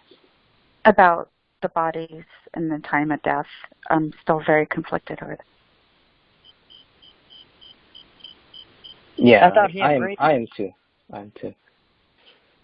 I thought he agreed with how much time that correct. we all came to, like 2 weeks, no more than 10 days, I mean. No, I think from reading number 33, the way that I interpret it is that he agrees that the bodies were there for 3 weeks, which is what I tend to agree with that too.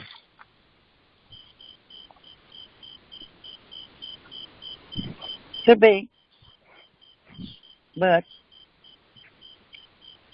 that's why decomp is so important, and understanding decomp rate and all of that is very important to this case. So right. That should give us a very clear timeline of what is the maximum that it could. Like, how did they come to this 3-week theory? Was it just based on because nobody had seen the Crowleys from December 26th or December 25th, December 24th? So it must be 3 weeks? Or did they actually do some documentation? Did they do some work to show, based on decomp, based on this, based on that, yes, these bodies were there for 3 weeks? No doubt. They have no doubt in their mind, because I think that's what's caused a lot of these questions where we're like going back and forth, like, okay, we have some people who understand decomp saying, wait a minute, it can't be 3 weeks. The bodies wouldn't look like this for 3 weeks. This wouldn't happen, that wouldn't happen. So then you have other people saying, yeah, it's, I just think it's right. It's 3 weeks, and that's it. I just wish that the autopsies were consistent in how they were written, because Kamel is not, and detailed data is not, and I would love for it to be more consistent. That would give me more of an idea. But his is almost vague when it talks about the decomp, and I mean, the bodies had time, or at least he did, for mummification of the feet and of the hand, And there's really not an explanation except for the fact that they were just exposed to the air.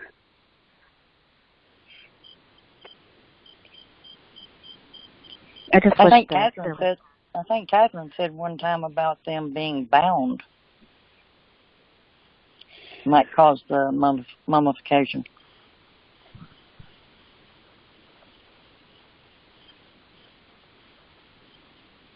Now, I don't know, but I believe Catherine came up with that a while back.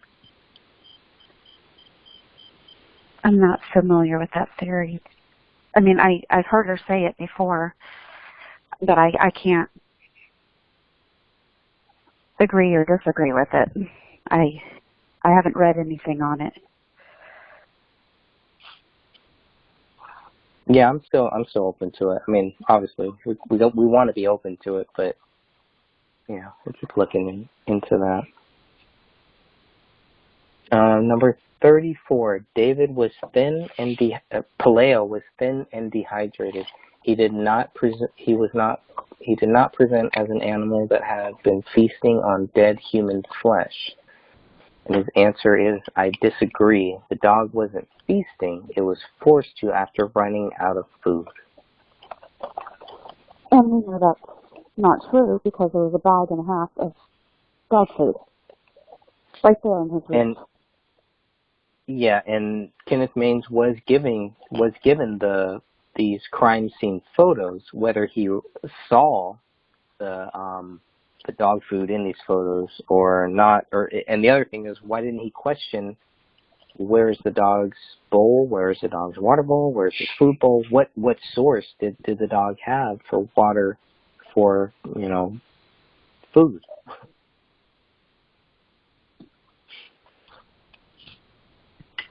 That was a problem. It's a really good source. It's a really good question. Where is it? Why was it taken up? David's a good shot. If he had meant to kill Paleo, he would have. I know it's morbid to think about. It is. Well, it's morbid to think about killing your pet. But he didn't. So was he going to starve him? And that dog was a member of the family. So why wouldn't he have taken the dog out too? Well, there was another murder-suicide that I investigated where the two family cats were left alive too. But at least they had food and water. Well, we don't know how much Paleo had either at this time of their death. They could have had a bowl of water and a bowl of food sitting in there. We just don't see photos of it. Nope. Don't have that to go by. Nope, not at all. Number 35, no pools of blood located anywhere in the house. Where did the blood to write on the wall come from? He says blood probably came from the head wound of Kamel. So this is where he's saying that the blood that was used to write on the living room wall, Allahu Akbar, probably came from Kamel's head. What do you guys think about that? I can't disagree with it. I just would like to know, how did he collect it? And what did he supposedly use? Because we don't see that at the crime scene. He does a partial cleanup. After all this planning and staging, I don't know. It don't all set right with me. Yeah, I agree.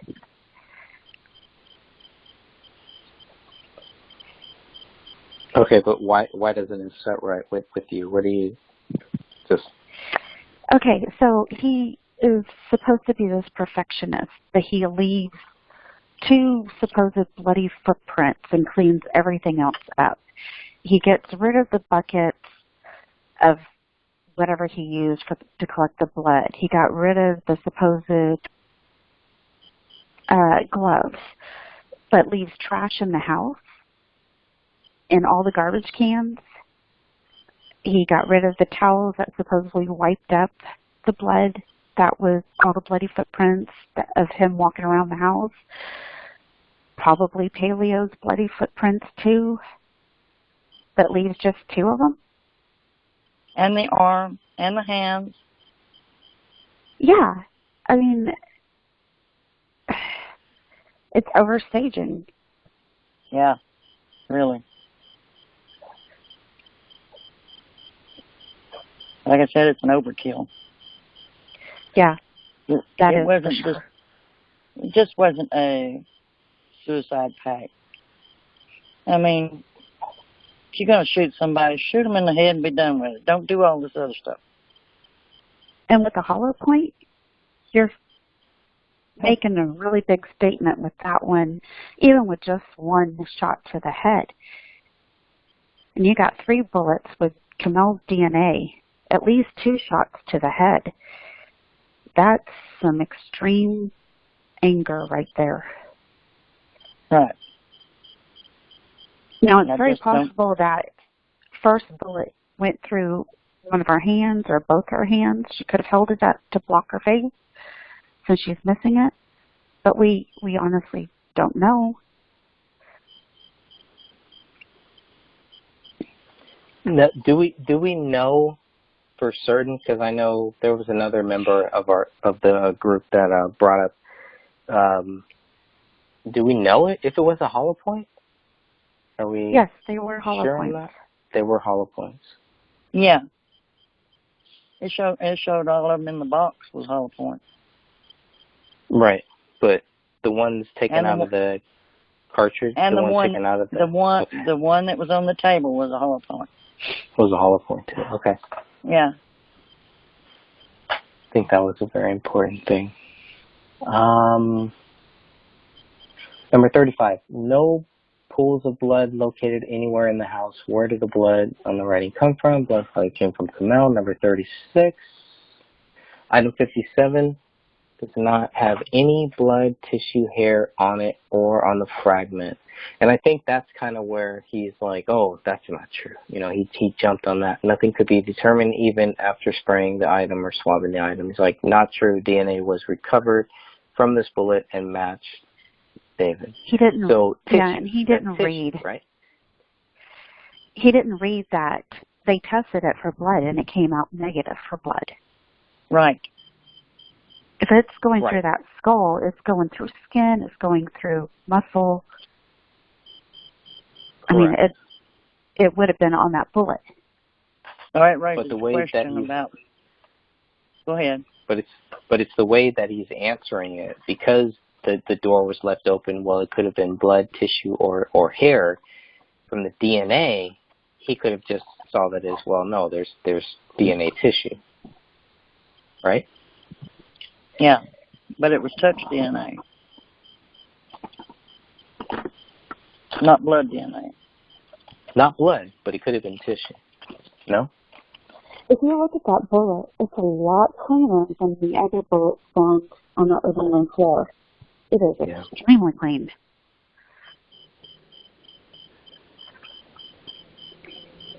Sure is. All right, number 37, Dan Jr. said that he dropped off the packages on December 28, 2014, yet the neighbors do not recall seeing the packages until January 10th. He said they had no reason to pay attention to the Crowley home. This does not mean they were not there.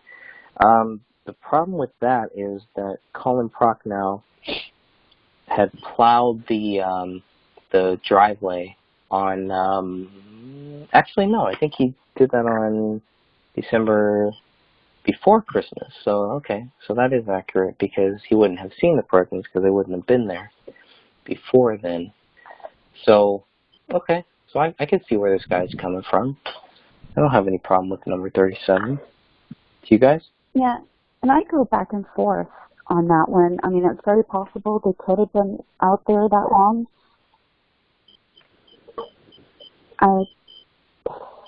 If he hadn't changed his story, I wouldn't have a little doubt.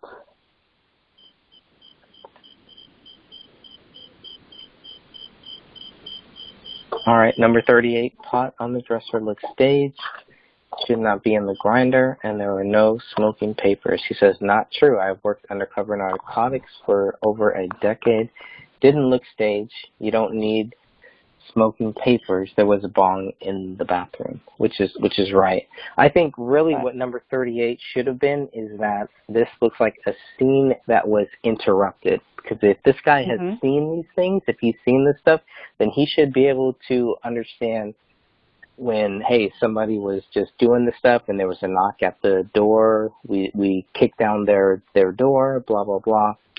You know, I think he should have been able to kind of tell that. So I think the phrasing of the question, or the phrasing of the statement on number 38 could have been why he answered this way. What do you guys think? Yeah, I think the phrasing might have confused him. All right.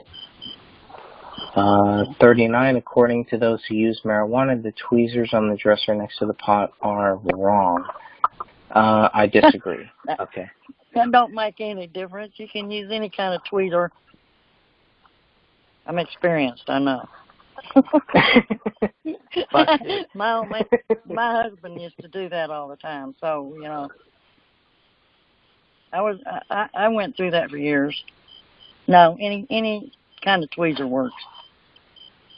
But if there were tweezers on the dresser, does that show that, you know, they were smoking a joint as opposed to smoking in a bong? I'm not sure I understand the relevance of the tweezers, to be honest. If you leave seeds in marijuana, they tend to want to pop. So you pick the seeds out to keep it from popping, maybe out on the floor while it's hot, burning things. You always pick the seeds out. That's what the tweezers are for. You know, for potheads. Nice. I never knew that. You know, okay, that makes sense. Go ahead. With having bongs in the house and the pipe cleaners and everything, you would think that pot would show up in their system. Right, it would have. But it didn't. Yeah, I know. So, to me, that just looks like more staging. Definitely. All right, number 40, kitchen. Go ahead. Go ahead. No, go ahead. Number 40, kitchen window was unlocked. He said, this may be true, but I have no knowledge of it. Well, if, you know, we're going to give you the documents that are going to show you knowledge of it. And based on that, I mean, okay, let's say it was true. Doesn't that show one more sign of, you know, there was no need for anybody to break in. There was no need to look for signs of struggle. This was the second way that somebody could have entered the house. However unlikely, because I don't believe anybody's going to enter through that kitchen window. I think the kitchen window was actually unlocked because maybe they were trying to air out the house from cooking or something like that. Maybe it was just whatever. Right. I don't think there's any relevance to it, but he just almost just, it's like, well, he doesn't know that. You know, it's like, well, why don't you say, well, I don't know that, but I don't see the relevance of it. That I could understand, but. And I can understand airing out the kitchen, too, especially if you're frying something or. Seems logical. Okay, number 41. Snow was trampled down around the house and on the back deck prior to police arrival. How do we know this? He says, I did not see this documented anywhere. Snow was trampled down. Yeah, I'll have to go back and look at that too. I'm not sure where the snow was trampled down, but that's a quote, so it's got to be in the report somewhere.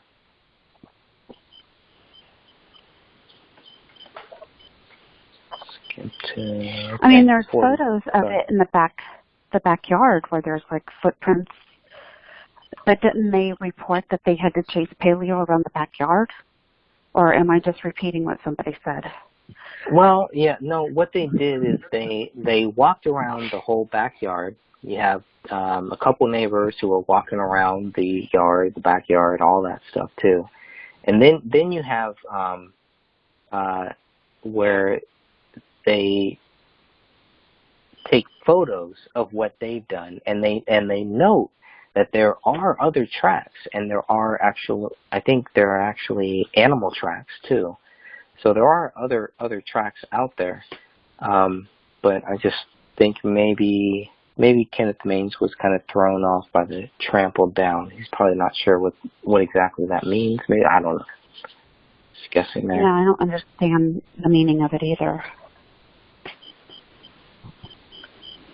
All right, number 42, the bodies were moved by the police, which I don't believe is true, to be honest with you, but this is what number 42 is. The bodies were moved by the police and then written in the reports as being in the position found. And he asked the same question that I would ask. How do we know this? I saw no indication of this being done. Now, I know Dan and Catherine probably have a lot more on this, so we'll kind of keep that open if they want to respond to this. But for me, you know, I mean, there's the Rania, like if I were to say if any bodies were moved, I would believe hers would be moved before David or Kamel's. But what do you guys think about the bodies being moved, just in general? Yeah, I would agree that any body was moved, whether it was the dog or I don't think anybody would have put her by her arm. But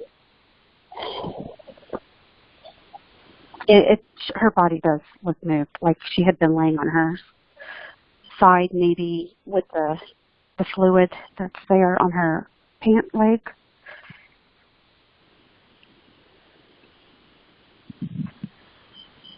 All right, we're almost there. We're almost done here. Thanks, everybody, for hanging in here.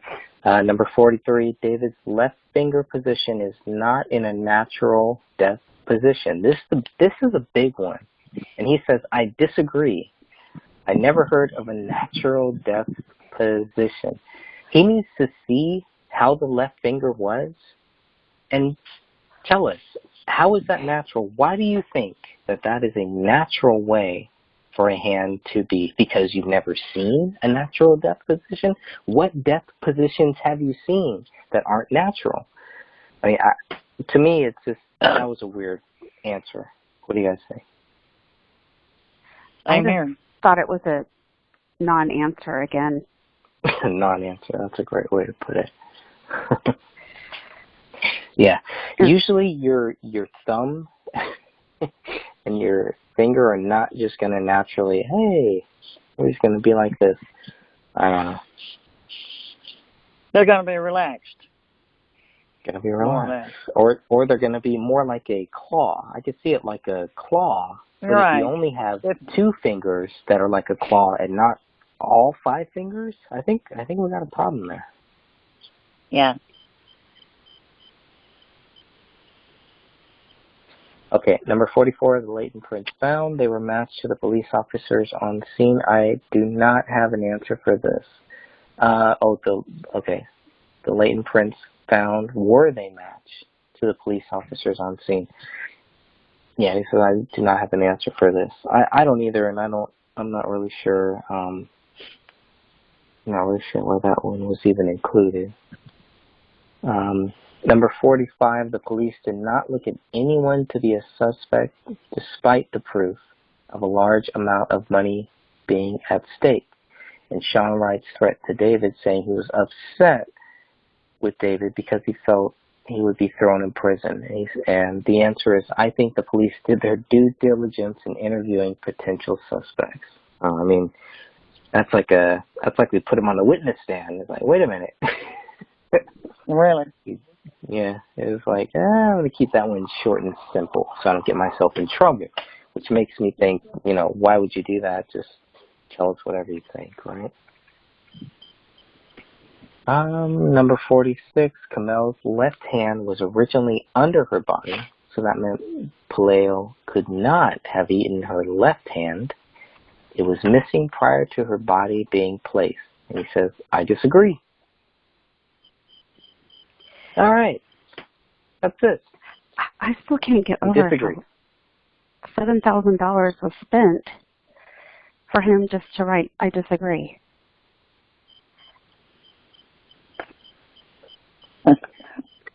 No explanation. What does he disagree with? I mean, he was he had, it is an honor, yeah, because he wrote so much on the fruit and talking about the fruit and all that, and then when we get to some real things, some real stuff we're trying to talk about, I disagree. That's it. All right. That could probably sum up his whole thing here. Number 47. Police reports state no ammo in the house, and which I don't know where that came from because there was ammo. There was ammo in the, I believe there was ammo found. I know there was ammo found in the car, which I guess is in the garage. Technically is not in the house, but it's still on the property. And thinking about that, I was like, wait a minute. So that's hard to think that there was no ammo and all found in the house. So I want to know where that quote came from. I want to learn more about number 47. How is he going to have a gun to protect himself but no ammo? I mean, I can understand it being loaded and maybe extra clips loaded, but he's going to keep the ammo in the car? I mean, there should have been ammo in the basement. There should have been ammo in that closet, in that green locker that was in the master bedroom closet, right? Should have been there. Yeah, we need to find out more about this question because to me it doesn't sound right. It's true. There should have been some ammo in that gun safe. Yeah. Should have been something. Well, he did have a loaded clip, but he had a loaded magazine, not a clip, sorry. Loaded mag. So he was ready, I mean, got a loaded mag in the gun, you got a loaded mag in the gun safe. Yeah. There wasn't a box of ammo in there? There should have been. I think there was, and it showed how many shells was missing out of it. Correct. Now, where did that one come from? Did that come from inside of the house, or did that come from inside of the trunk of the car? I think is the question. I thought it come out of that gun box. Yeah. And that gun box was part of multiple gun boxes in the car trunk, which is another sign that they were getting out of Dodge, that they were leaving, that they were not planning on staying there for whatever reason they wanted to get out. That car was loaded down with a lot. It really was. And that's why it's important to know which car was being sold, which car were they planning on keeping and possibly taking out to Cali, because they were headed out here. They were headed to Southern Cali. I don't care what anybody says. I think that's clear. There was no way that David was going to make this movie, make this project without being local. He was going to need to be out in California, in Southern California, where he could go to these daily meetings and meet with all these people and all that stuff. You can't do that if you're in Minnesota. You have to be in California. Everybody in Hollywood will tell you that. Okay, we find out which car was loaded in the Turtle, because that's where all the gun cases were. Another thing to note is that David did have some calls to a realtor in California, in Ocean View or Oceanside, California. That's right. And he had a mortgage company that was running his credit a couple times. Yeah, and can you can you find us more, or can you give us maybe in the future, in the next day or two, can you, give us like more information on that, something that people can find? Because that's been one of those other things that have just been like, there's so much data to go through that a lot of these things get kind of lost, or they slip through the cracks. And that is a big one that I think has been brought up over and over again, that I just want to make sure keeps getting brought up to the new people, to people that are just looking into this stuff, looking into the Southern California angle, because there is something there. I do believe there is a big thing there. There is a lot there. That's what I think. Well, I do know that you will see on his credit report on the very last page that the mortgage company ran his credit 2 different times. I believe one was in either late November or early December, and then again in January.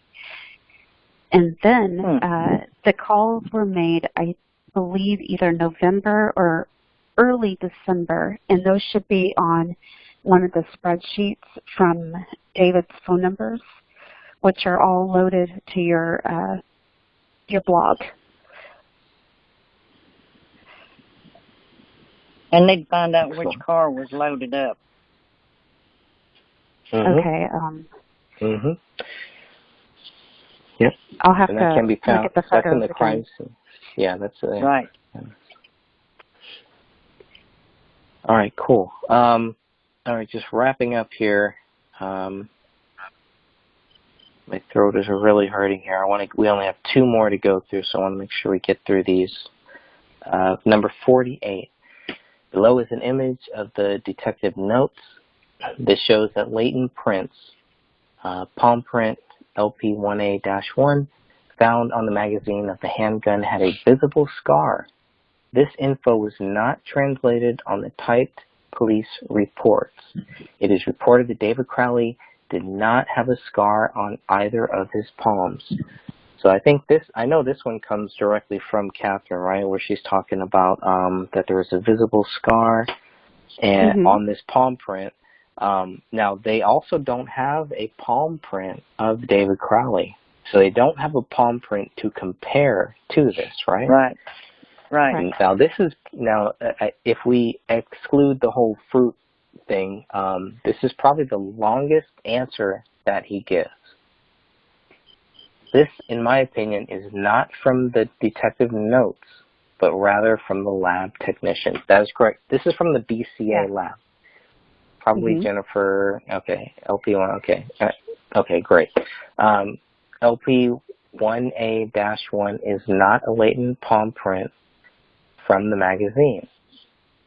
It is a latent palm print found on the pistol recovered from the scene, which fired 6 rounds. I would want to first talk to, and it's like, I thought this is what we hired you for. I would want to first talk to whomever made this note about the print. It is possible they are referring to something else, and I would not want to assume. And I do believe that was like there was an extra cost if Dan wanted to hire him to actually talk to people. So, and he says, if we take this note as factual and the word scar as literal, there needs to be some investigative work done. Since there are no palm prints taken of David, they were unable to compare the latent and to observe a possible scar of the palm, which is true. I mean, we know that. In order to eliminate David as the source of this scar, I would track down his military prints to determine if this was his, or at the very least, if he had a scar. If you are unable to track down these prints, which we are not, we know that these prints have been tracked down, and I don't believe that the Army, the military, has a palm print of him, none that they've given to the authorities. He says, I would want to interview all the people who knew him and question them specifically about him having a scar on his palm. This is a great question, and this is a great way for us to end this right here. with this scar, and then I think maybe we'll come back next time and maybe talk a little more about the conclusions and all that drama. But any last words on this scar? Do you think David had a scar? Have you seen a scar? Why would there be a scar? And does this show that the palm print found on the gun does not match David? From all the photos that we have of David, we do not see a scar on that palm. There's no mention from family members either about having a scar.